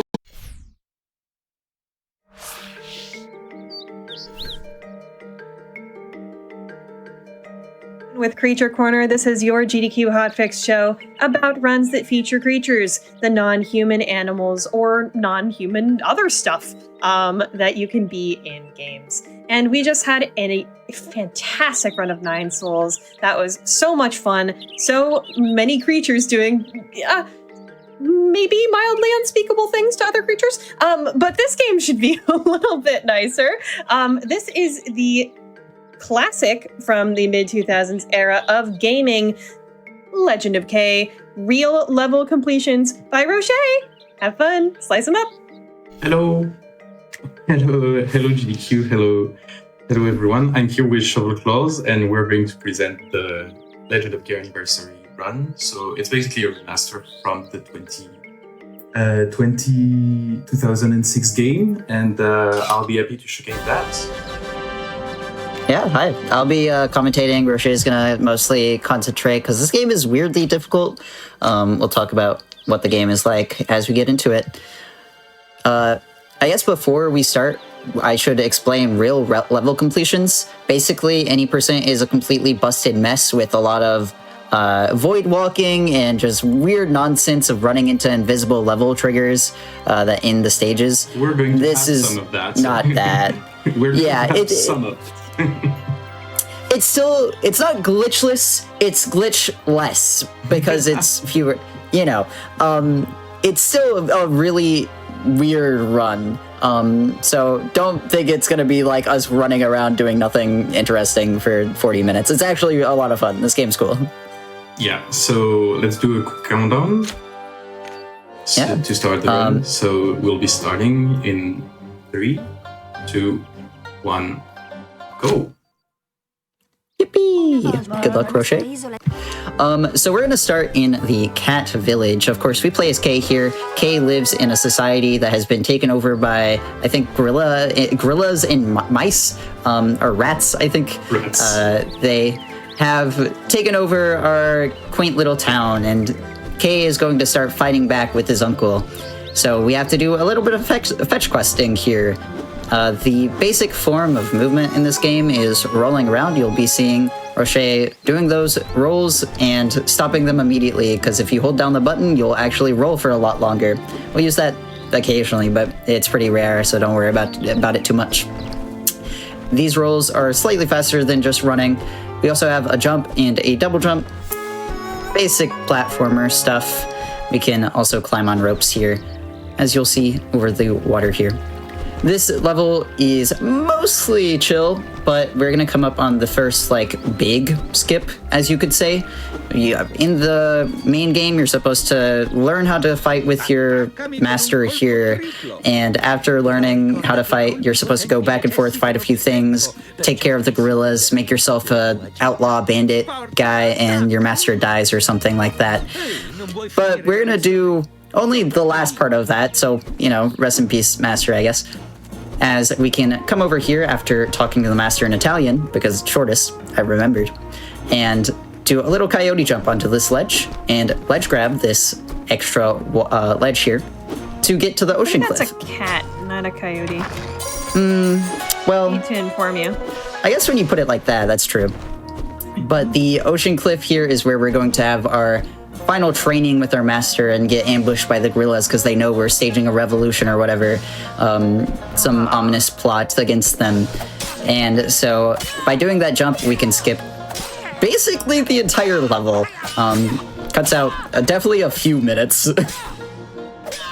Very simple stuff. Why play the game when you could not? It is true. You can just not play the game. Well, not when you put it like that. It feels well. You should play this game, but it's like $5 on Steam right now. Come on. Yeah, it's We're gonna buy a bunch of bombs here. 65%. Yeah, Yeah, sure. definitely try this. Yeah, this game is actually fun. It's weird. People don't rock with it as hard as I do, but it's That true. barrel jumping alone makes me want to pick this game up. Like, Yeah, so that's called our combo move. That allows us to move really fast, but we need to, as you can see on the right side here, keep a combo going for it. This will allow us to kind of dash between them. And then after that fight, we'll be riding on this boar here. I feel like this should open up whoever developed Garfield Kart to a lawsuit, but it's probably fine. Orange Cat riding a boar, we can drift it to generate mini turbos, and otherwise run around. This is like a relatively simple part of the game. But after this, you'll see that Rocher bought 5 bombs up in the top left corner. You can see all of the equipment he has in those 5 little slots under his health and his mana. The bombs will be extremely useful for a glitch that we'll do here shortly that we call Zombie K. Zombie K is really funky and makes this run very weirdly glitchy. It's also the basis of most of the tech in any percent. Like we said before the run, you can void walk in any percent, and that takes you to out of bounds level triggers. Zombie K is the reason you can do all of that. However, Zombie K is still useful in this category. So we're gonna drop a bomb here and take some damage as we blow up this wall to progress. And then on the other side here, we're gonna unlock this chest grab this key and run over to the Enchanted Forest here, where we're going to activate Zombie K for the first time after a brief moment of combat. We have to use this big coin here. Blow up, we're gonna land on the coin. Whenever you pick up an item for the first time, it has this little text prompt. And if you land on that during the death animation from the bomb, you will gain back control and it'll cancel out the game over screen or whatever when you fade out and respawn. So we can run around with 0 health, and this does a lot of weird stuff. Primarily, we can become completely invulnerable to damage, as you can see as we run through these very dangerous looking trees, suffice to say. However, this also completely cancels cutscenes from playing. The cutscenes actually go into a stored state where when you get health back, they'll all trigger all at once. So it allows us to skip a lot of forced combat sections. We did that in the outpost there as we were passing by. Obviously, since we're immune to damage, we can also take really tight lines platforming-wise. And this game's platforming is actually a lot of fun. Obviously, the rolling makes things a little bit fast whenever you can chain them together. But also, K has this high jump that you can do out of a roll that will allow you to get a lot of height that we'll use in some creative ways later down the line. So Rocher has gotten all of his health back by picking up the checkpoint there. And after that, it'll play all the cutscenes in quick succession so that we can actually end this stage. We need to, one part of real level completion, kind of funky category name, but it basically just means we have to get to the ending trigger there and play the final cutscene to progress through the actual stage. And obviously, if you're in Zombie K, you can't play the final cutscene. That's kind of why this is the specific rules behind the category, because if you ban Zombie K, you can do a lot of stuff, but Zombie K becomes really weird when you have to route in the final cutscene. So it's a nice little way to tie the bow on the category. We're learning some combat moves here. None of this is that important. You can do a few combat moves. Dash attacks and jump attacks are usually what we'll see. Jump attacks specifically do a lot. I think there's a heavy and light attack system. I can't remember. The combat in this game is admittedly pretty simple most of the time. We're going to try to keep our combo here going to get a little movement optimization with that combo move you saw earlier. This bug is trying to get away from us, but frankly, just barely caught it there at the end. And that obviously is a lot faster than just rolling around, being able to jump between different enemies. Very nice. And now we'll get into the main quest of this level. This level's a bit longer compared to the other ones because we have to get a bunch of rubies to progress through the bunny village here, I believe. It's been a while since I played this game, I'll admit. I think I played it like 2022, 2023. I don't remember the story beats. I just remember that this speed game is cool. So the story in this level is that you're supposed to help the hares that have been attacked by the rats to agree to talk with the dragon that is in a cave to help them just fight the rats. And it just so happened that the rats have broken down the bridge that gives access to the dragon cave. So that's what Okay, we have our lore master on the scene, thank God. Appreciate it. It's a very deep lore, as you can see. Oh, for sure. Yeah. The surprising that the children's game has like a revolutionary plot going on. It's a little bit a lot, but it is really funny when you're playing it. Also, this K can summon lightning. Don't worry about it too much. All of that movement that Rocher just did. You least expect. Yeah, Thundercats or what. Dude, this game did a whole lot that Loki should have gotten into trouble. All right, second copyright lawsuit down the drain. Rocher just did. It's true. Rocher just did a bunch of hard platforming through this water area here. Surprisingly, actually difficult. These fish are on kind of tight cycles, and then we can use our combo move again to clear some of the ending here. The combo move is surprisingly difficult to use because you have to hold a direction and press the Y button, and it's really finicky with how tight the directions you have to press are in most circumstances. However, they're very useful, so we're gonna, go for it to try to be fast. Won't always work, but whenever you see Kate just dash across the screen, it's really funny. It's like him teleporting behind you. Nothing personal, kid.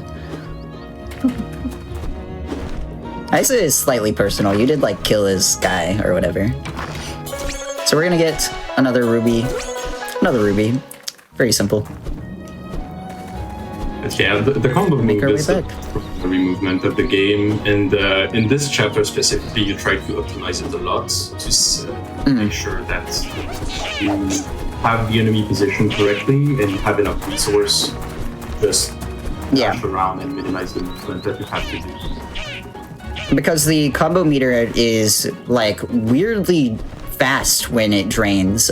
You do not have much time to really keep it going. Obviously, the longer combo you have, the slower it will drain. So over time, you can you can kind of build up a well of combo to be able to do that dash move later on. We did that some in this chapter, of course. And we're coming up on, I believe, the end. We also cake and wall jump. I don't know why you can't do that everywhere, but it's fine. Unfortunately, Zombie K is not very useful in this stage in specific, but don't worry, we'll see plenty more of it. This is kind of the exception to the rule. Zombie K gets a lot of use later on in the game. It's kind of cute. Very nice combat there. Combat is weirdly difficult to optimize because enemies do, in fact, have a mind of their own, and will ruin your day. Yeah, there are some fights that, for a 2000s children's game platformer, you would not expect it to have fights that will actually just kick your butt. It is actually scary. Also, we are playing on easy, so enemy have less life and the shots are cheaper. But if you play, this game has 4 difficulty level: easy, normal, hard, and nightmare. If you try to play on nightmare mode, it is very difficult. Yeah, no, I would not recommend it if you pick this game up for $5. But we're gonna come up on the end of this stage. I see people comparing this to Jak and Daxter, which is very ironic because it is also on the PS2 originally. So I do think it is slightly born of the era of Jak and Daxter's precursor legacy. Yeah, actually, Jak and Daxter was my first game on the PS2. So when I picked up Legend of K, I already had like this. This Why did I pick up the same game? Of a Jak and Daxter. I can't believe they made a second Jak. Wait, they actually did that. Hold on. Anyways, we're into the Dragon's Cave here. We repaired the rock bridge in the last stage. We had to activate a bunch of dragon statues to do that, and once we do, we get to go cave diving. This stage is really straightforward. Honestly, even like during a casual playthrough, the stage is mostly just exposition about this red dragon. It's kind of funny. This section is... You'd think with the big dragon shooting fireballs at you, it'd be exciting. Sure isn't. That platform's on a global cycle. There's a fun fact. But this is definitely just kind of a walk forward stage. Yeah, and the whole gimmick cases of this stage, low-wise, is that the dragon doesn't see very well. And because the rats before us have been trying to attack the dragon, he mistakes us for the rat, and that's why he's breathing fire arms. It's just because he doesn't see them. This is definitely problematic to have on Creature Corner, is all I'm thinking. I think it's fine. You know what? Anyways, we're in the Hell Dimension now. I'm really not sure what's up with this. This makes it perfectly fine for Creature Corner, you see. I completely forget the lore justification for this, but I think he's like getting talked to by his ancestors or something. Some generic thing. It's actually kind of weird. It's something that happens to everybody. There are things like demonic potions, which allow you to see the demonic dimension, and the demonic portals are just fixed in some levels. You just have some introduction in the very beginning of the game towards this, but it's mostly optional. So there aren't any lore justification to it. I don't know. I feel like demons in my children's video game is a little bit lore heavy, no? Handle. All right, we're gonna come up here to his big pile of gold. Of course, he's all fancy and rich. Whatever. Something. Gift subs. Something. And that'll take us into the dragon's backyard, where we're going to do a pretty big out of bounds here. We're gonna jump up here after taking a bit of damage for iframes, and then buy a few items here. You'll see that Kay carries around this little coin purse. We currently have 29 coins. That's very important routing wise. We'll talk more about that later as we jump out of bounds here. As I said, that high jump is extremely useful. It gets us a lot of height. And then just allows us to do this out-of-bounds navigation around this boss arena. After this, or what you're supposed to do here is fight this big boar dude. But we're gonna jump around everything and go into the cloud forest here to skip it all. And after a very brief platforming stint, we will be able to skip around that. So very good out-of-bounds navigation. Yeah, you can see like, well. yeah, you can see the stage like deloading around K, so you do have to like know the stage layout. Thankfully, in the bottom left, you can see that there's the map there. That's actually used a lot in any percent to get like kind of lineups for a lot of that void walking and the out of bounds there. So we can use that occasionally in RLC as well. Otherwise, we're into the Frog Swamp, where Brochet's gonna swing his sword for a little bit. By doing this, you cancel out this like mud's death grips on you. It's supposed to like drag you down, but when Kay's in this sword swinging animation, it doesn't. So we can just travel across the entire level, going very far out of bounds, but the level loops around on itself. You can see in the bottom left those like 3 green marks. We're supposed to go to all 3 green marks, but instead we can just come to this one, and after a brief fight, it'll end the stage.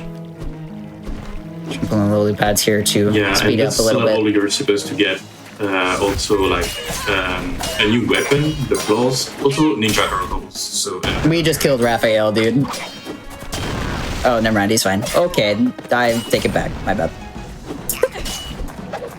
That's Gore. That's Gore of my comfort character. But yes, this fight is actually difficult. It gets very chaotic if you're not careful, because these turtles up here throw bombs. But all things considered, went pretty well. That's actually pretty fast. Pretty good. Yep. And so it was now, unfortunate to take a pretty big hit, but otherwise. Now we're in the second big herb area. We had the hair area first, and now we are near the frog city. So we'll need to do a bunch of stuff in order to finish this hub.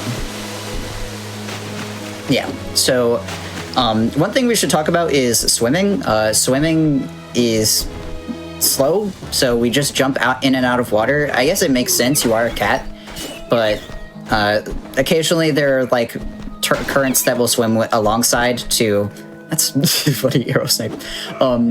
There are occasionally water currents will swim alongside, so you'll see that as we come out of the area that we're coming up to next, which is this little underground area where we're supposed to do this long puzzle to get into, but specifically on the anniversary edition, this wall is just missing, so we can just walk through the hole and into the underground secret ruins. And in the secret ruin... For any people who's done this game, this skipped the entirety of the Frog City, which is the most traumatizing level. Yeah, it is... It's not like that hole is a saving grace or anything. There is an out-of-bounds to get to this area on the PS2 version, but it is way faster.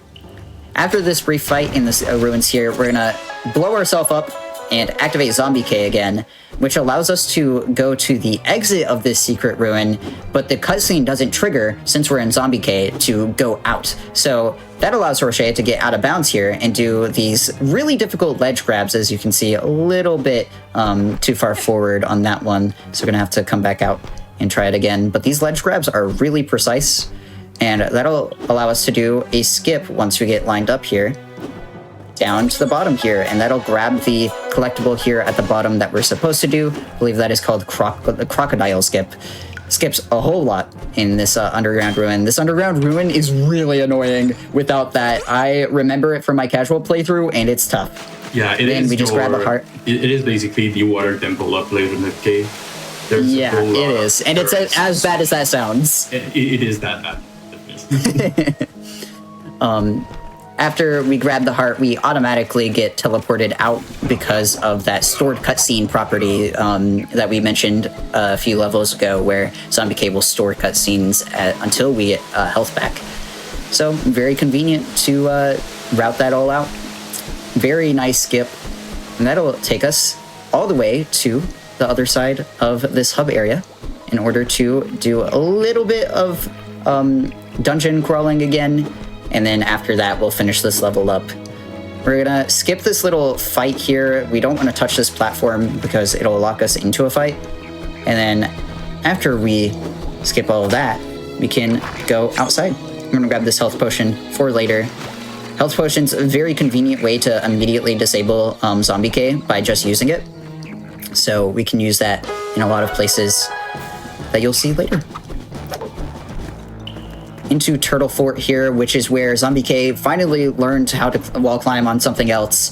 Thank God. You aren't supposed to be able to jump off that wall, but you can for some reason. I believe the geometry is just very slightly off. Because the geometry of this level has this elevator that's supposed to be up and down, there is like the small gap where you can just stick K right here, and it's a very funny I'm just to showcase this. Yeah, it's really funny. You just gotta chills. You can only do that on 60 FPS, I believe, so important to have your FPS cap there. And now down the spiral staircase where we will free a bunch of prisoners after getting a collectible here. The reason that we free these prisoners is for money routing purposes, as we've mentioned. Money routing, very important. And as you can see, we just got 500 from all three of those prisoners, and they're in a very convenient spot since we have to collect this other half of some sacred metal or something that the frogs really care about. So just a very convenient place to get 500 free gold for some of our purchases later on. And there are a few purchases that are important. I believe earlier we bought a sword upgrade that helps us deal more damage. We're going to buy another sword upgrade near the end of the game to get a even stronger weapon. We're going to activate this fight. I forget kind of what that's for. I think it's a soft lock or something. No, Roche definitely explained this to me, and I forgot. The fight, it triggers a cutscene, and cutscenes always place you back at a specific spot. And this spot, the spot this cutscene places, it's just closer to where we want to go. So taking the cutscenes. Right. I remember now. But after that fight, we will, or I guess not fight because we can just run away. We will make our way back to the exit of the level. So here is the entrance to Frog City. So we are going not there. And Frog City, for reference, is like a hostage mission where you have to save like 10 frogs or something. 13. Or I think it's 13. Yeah, it's really long and annoying. Not a fan of it in my casual playthrough. It's very difficult to navigate. And we can just skip it all. And onto Jiagu, the giant turtle. This boss fight is really simple with the Berserker Potion we have. The Berserker Potions increase our damage. We've used them a few times from in the run so far. But this is the first time where, I mean, it takes 6 hits to kill this boss. You can kind of see how powerful it is. Just nuked into oblivion. Nice. And that'll bring us into the last half of the game. That's right, we're already halfway through this run. Yeah, This run is really fast paced, and the ending half of this run is ridiculous. It has like some of the largest skips multiple levels. It's absurd. But first, we have to play a little bit of Superman 64. That's the fourth copyright strike. And this section is actually pretty difficult. There are two moving cycles that Rocher can be on. One of them is really safe. The other is really annoying. We're on the good one. Yeah, thankfully. If we are on the annoying one, these things get in our way, and that means we have to breathe fire. Breathing fire is really slow. And as you can tell, that countdown at the top, if it runs out, we have to restart the flight. And these rings will replenish our countdown some. And with how low it's getting, yeah, obviously we're gonna be on time troubles if we had the annoying moving platform or moving cycles. Thankfully, though, nothing to worry about. Also, we don't have a lot of health. There is a whole armor system, and you're supposed to have about 70 health by this point. Yeah, that's also true. Health upgrades obviously are slower because of Zombie K specifically, but also it would take a lot of money to get ourselves upgraded with the armor that we're supposed to have. As cool as it does look on K, because it gives you a visual flare, I believe, it is not good to get.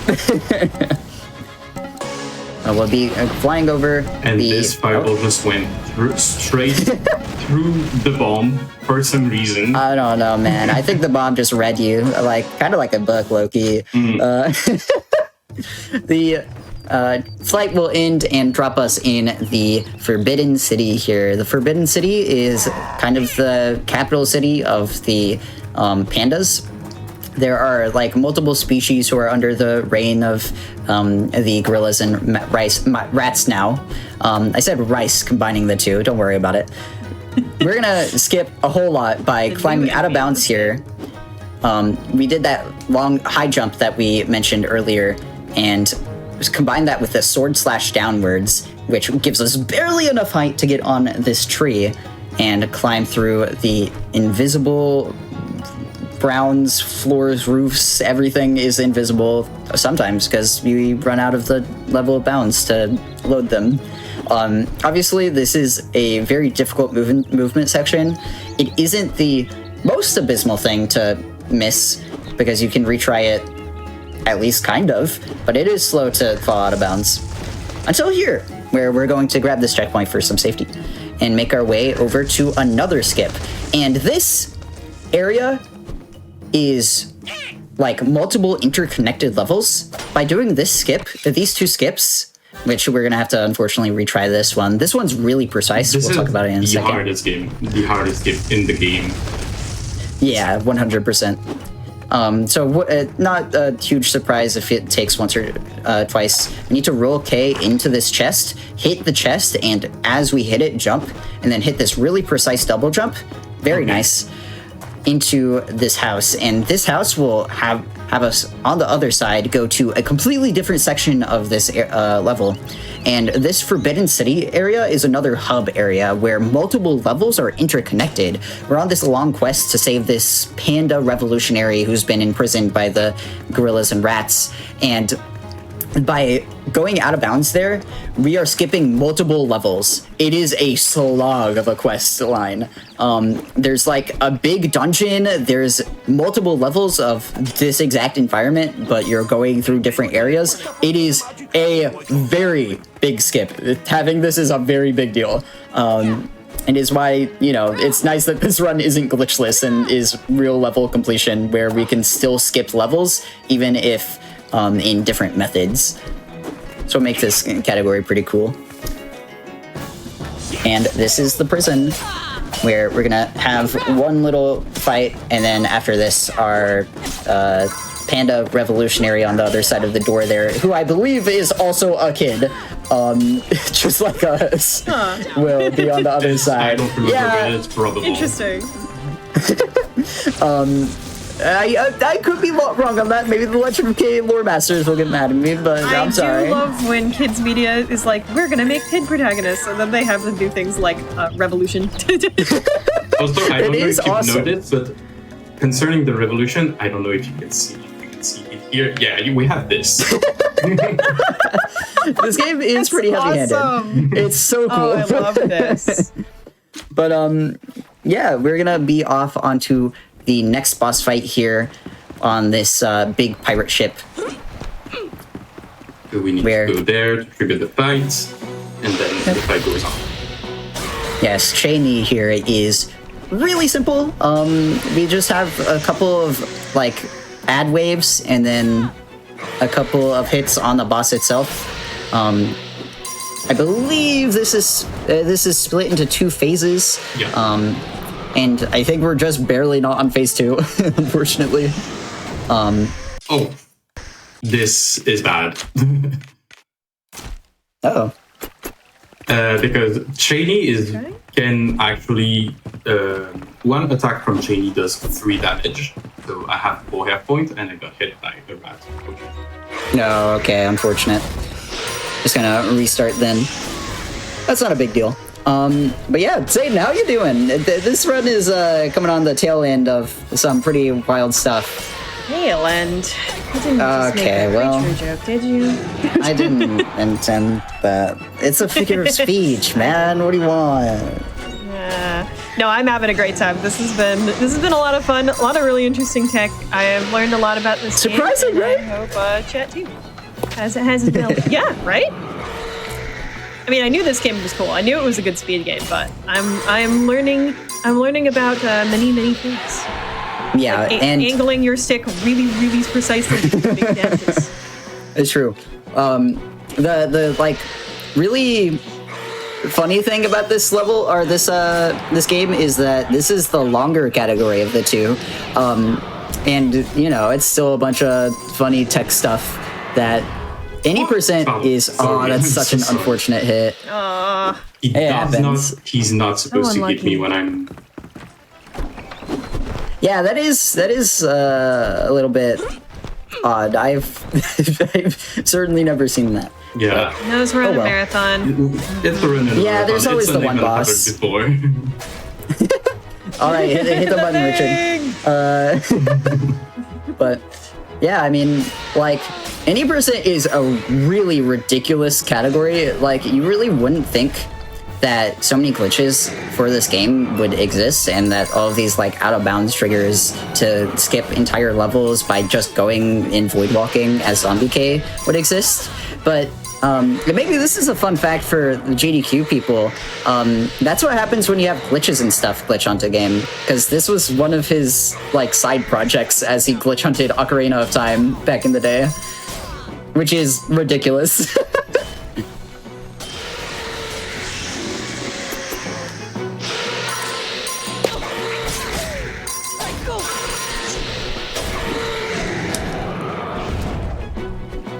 Alright, it's time to lock in.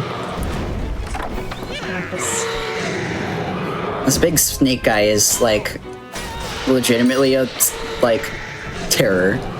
Yeah, no, absolutely. Surprising. I also really rock with his design. I think he looks really cool. It's not I related to agree. anything. No, it's I figured related to what's Creature happening Corner. on screen.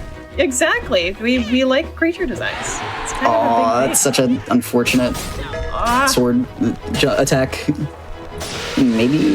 Yeah. Nice. Let's go.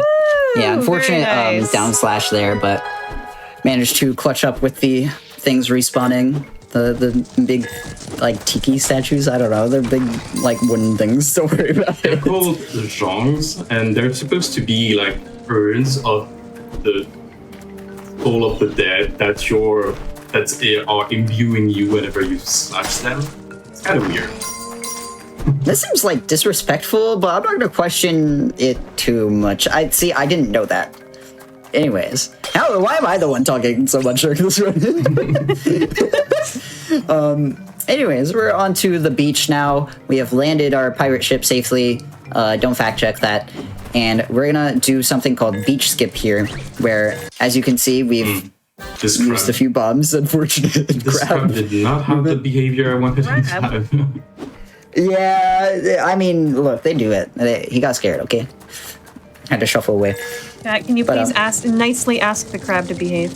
Can you snap for That would help with that, I think. Oh my god, he's emoting on you, bro. We need your help, Chet. There we go. But, yeah, so by damaging ourselves here, we're gonna very shortly do Zombie K. We need to, I believe, do this fight, unfortunately, against these crabs. The lightning will take care of them. Don't worry about it. For crabs, you're only supposed to hit them with a hammer, and we don't have the hammer because we skipped it. So we are forced to use either bombs or the lightning attack. And we need to kill every enemy in order to, in this area, in order to store a cutscene. So there are two enemies in it. There are those two seagulls that we need to get rid of. But wait, so we're going to grab some money.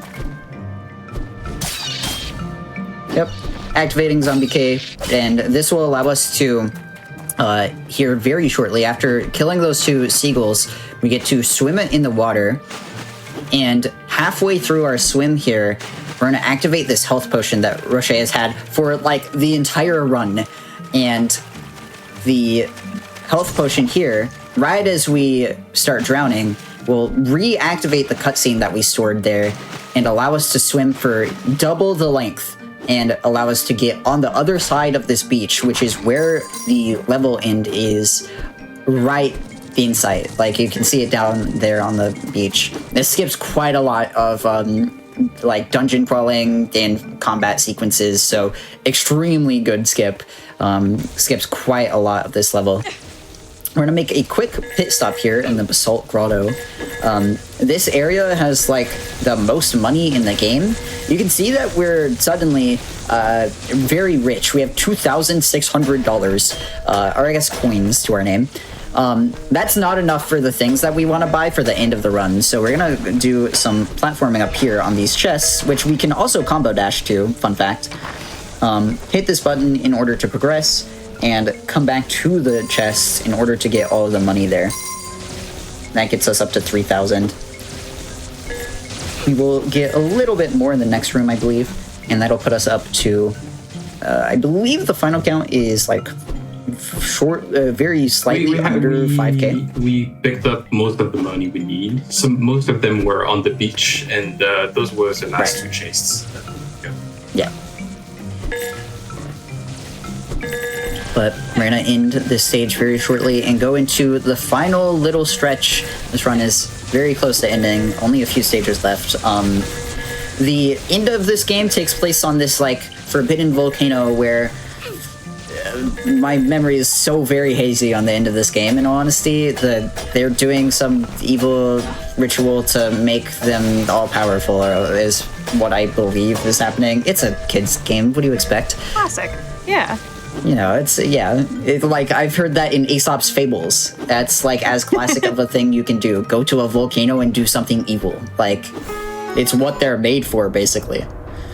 But the Rat King here are gonna be really mean about it. So we gotta put us up to it. This was all revealed, by the way, by the panda child that we saved, in case you were curious. But yeah. And so now we've gotten the hammer. Yay! It's actually the most powerful weapon in the game. Every weapon had 3 tiers of upgrades. We're going only to finish the game with the second upgrade of the sword and the third grade. And the funny thing is that in this game you can weapon swap. So I'll do a slash and swap to the hammer. And blow up. And blow up because that's one of the rats just using a bomb onto me. Yeah. And the hammer takes care of these late game enemies really fast, so it allows us to get through these combat sequences very nice.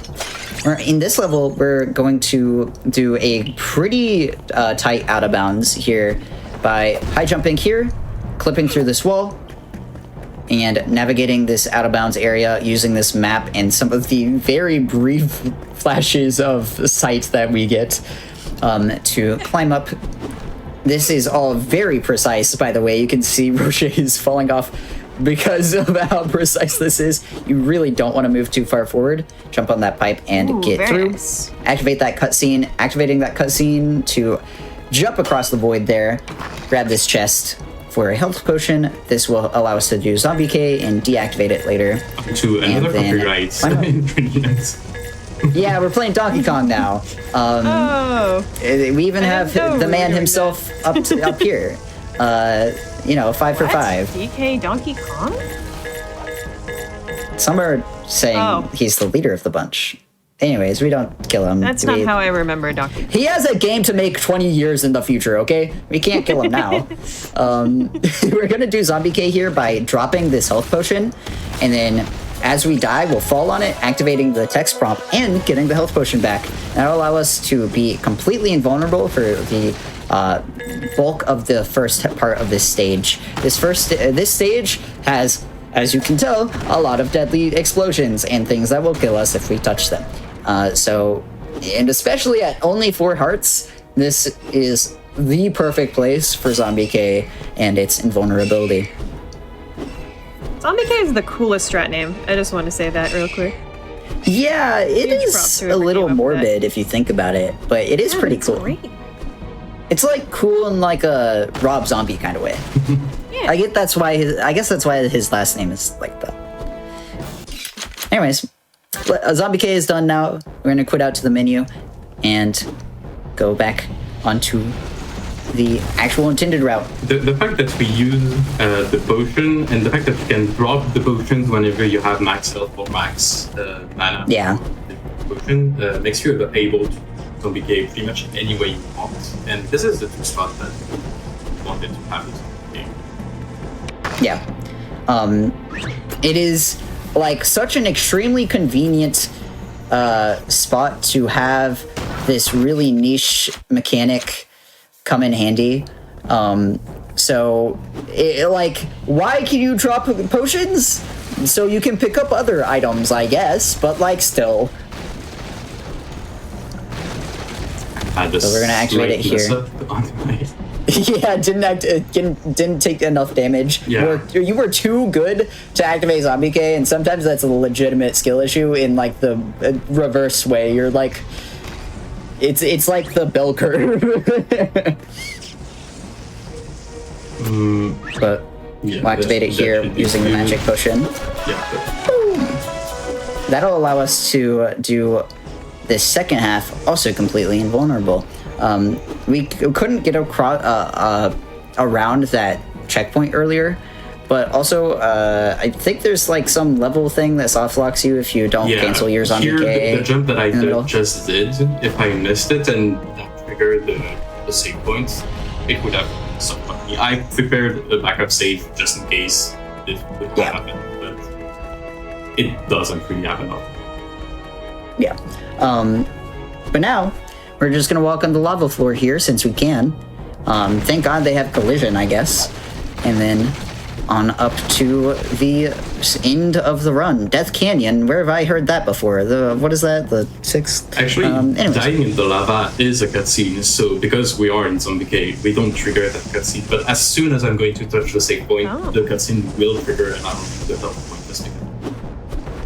Oh, Fascinating. Well, that's cool. that's weird. I didn't know that. I'm seeing in chat the lava is floor, and I'm super like that. super I into like that. comment. I'll give it That's to you. Great. Yeah. That one's also, pretty good. I don't think any of us know if lava doesn't have collision because I don't think any of us have tried it. Okay, the lava definitely has collision. Hello? I think we might have to try it. I've seen enough videos of people like messing around with lava in like scientific studies to know. Yeah. No. Also, don't did you do just say that we have to try it? I feel No, like that's yes.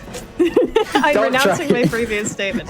I'd like to You does check not my endorse previous this. comments. All right. We here at GDQ would like to apologize for saying ourselves comments. About lava. Don't go in the lava. It's Yeah. not your friend.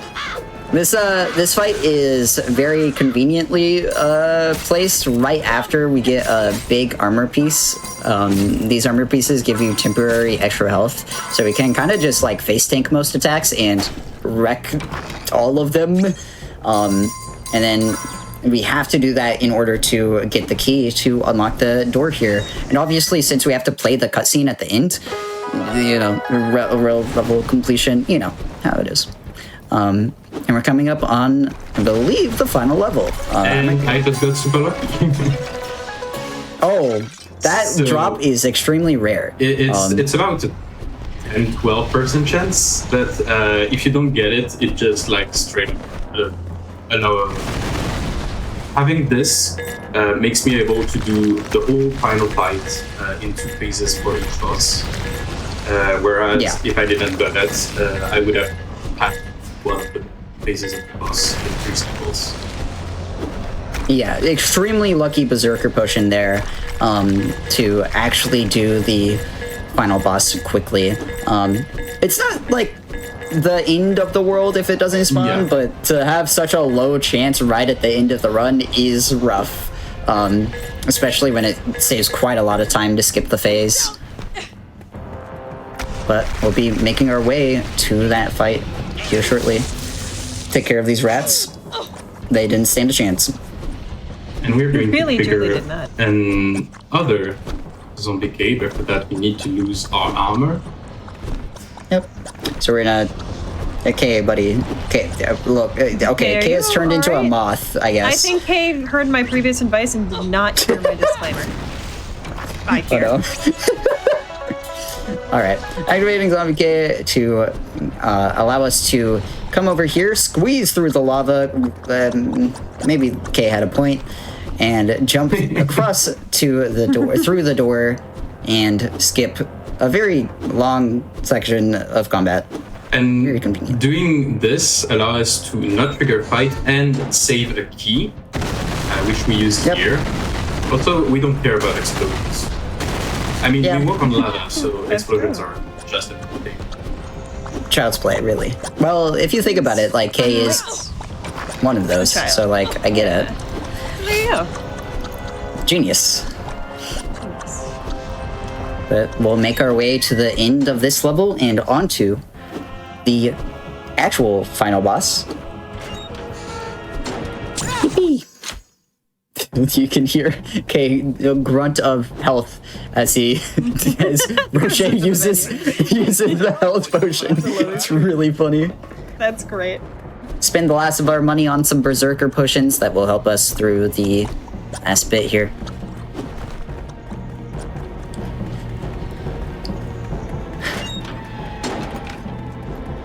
Okay, so the hard part is actually the first one, where I need to do a weapon swap mid-combo in order to have the final hit of the hammer hit the boss, and this is the only boss we can watch. Otherwise, every boss has a soft cap of they can lose more than 50% of the ammo.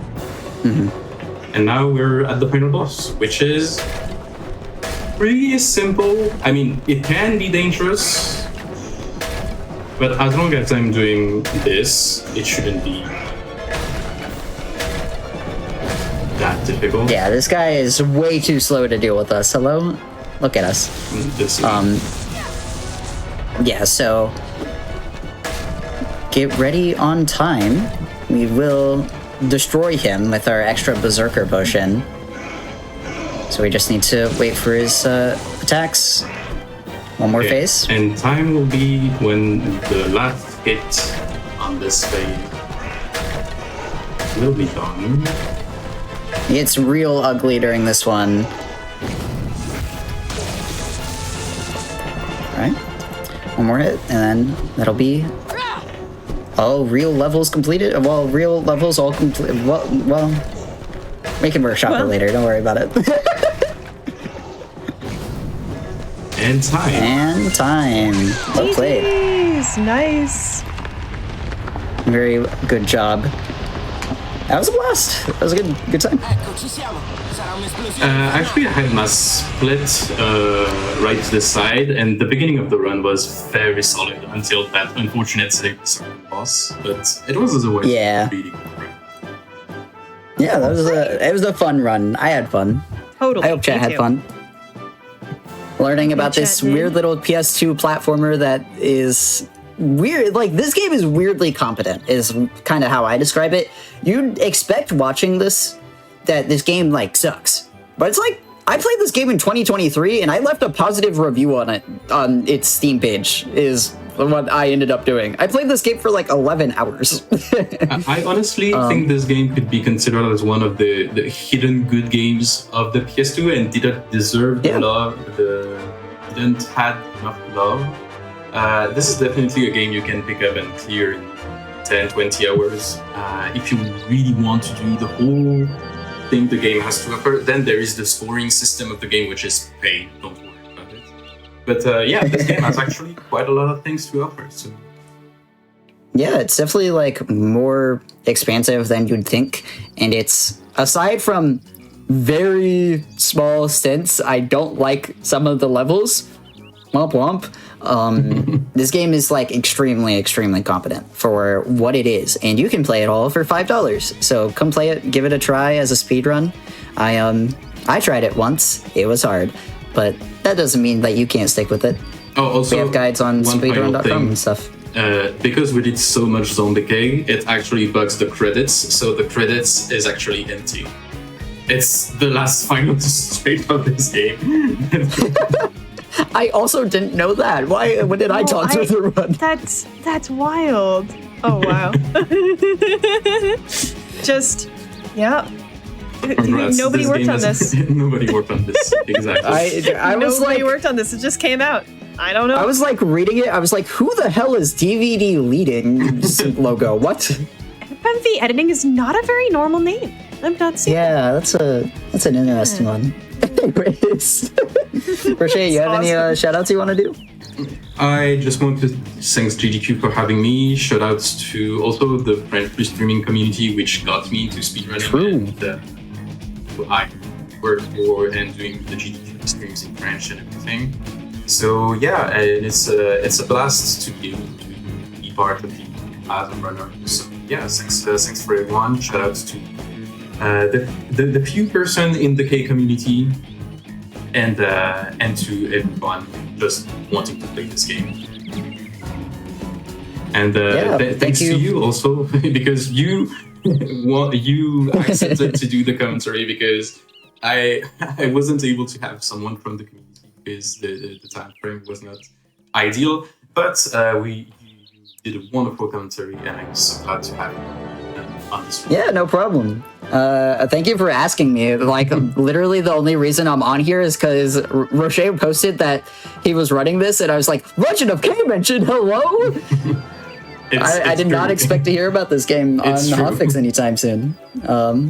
So yeah, I'm glad to talk about it. It's a weird little game that I actually am quite a big fan of. So it's a lot of fun to see people running it. This game, again, weirdly cool for what it is. So yeah, I very much appreciate you asking me to come on. It was a fun time.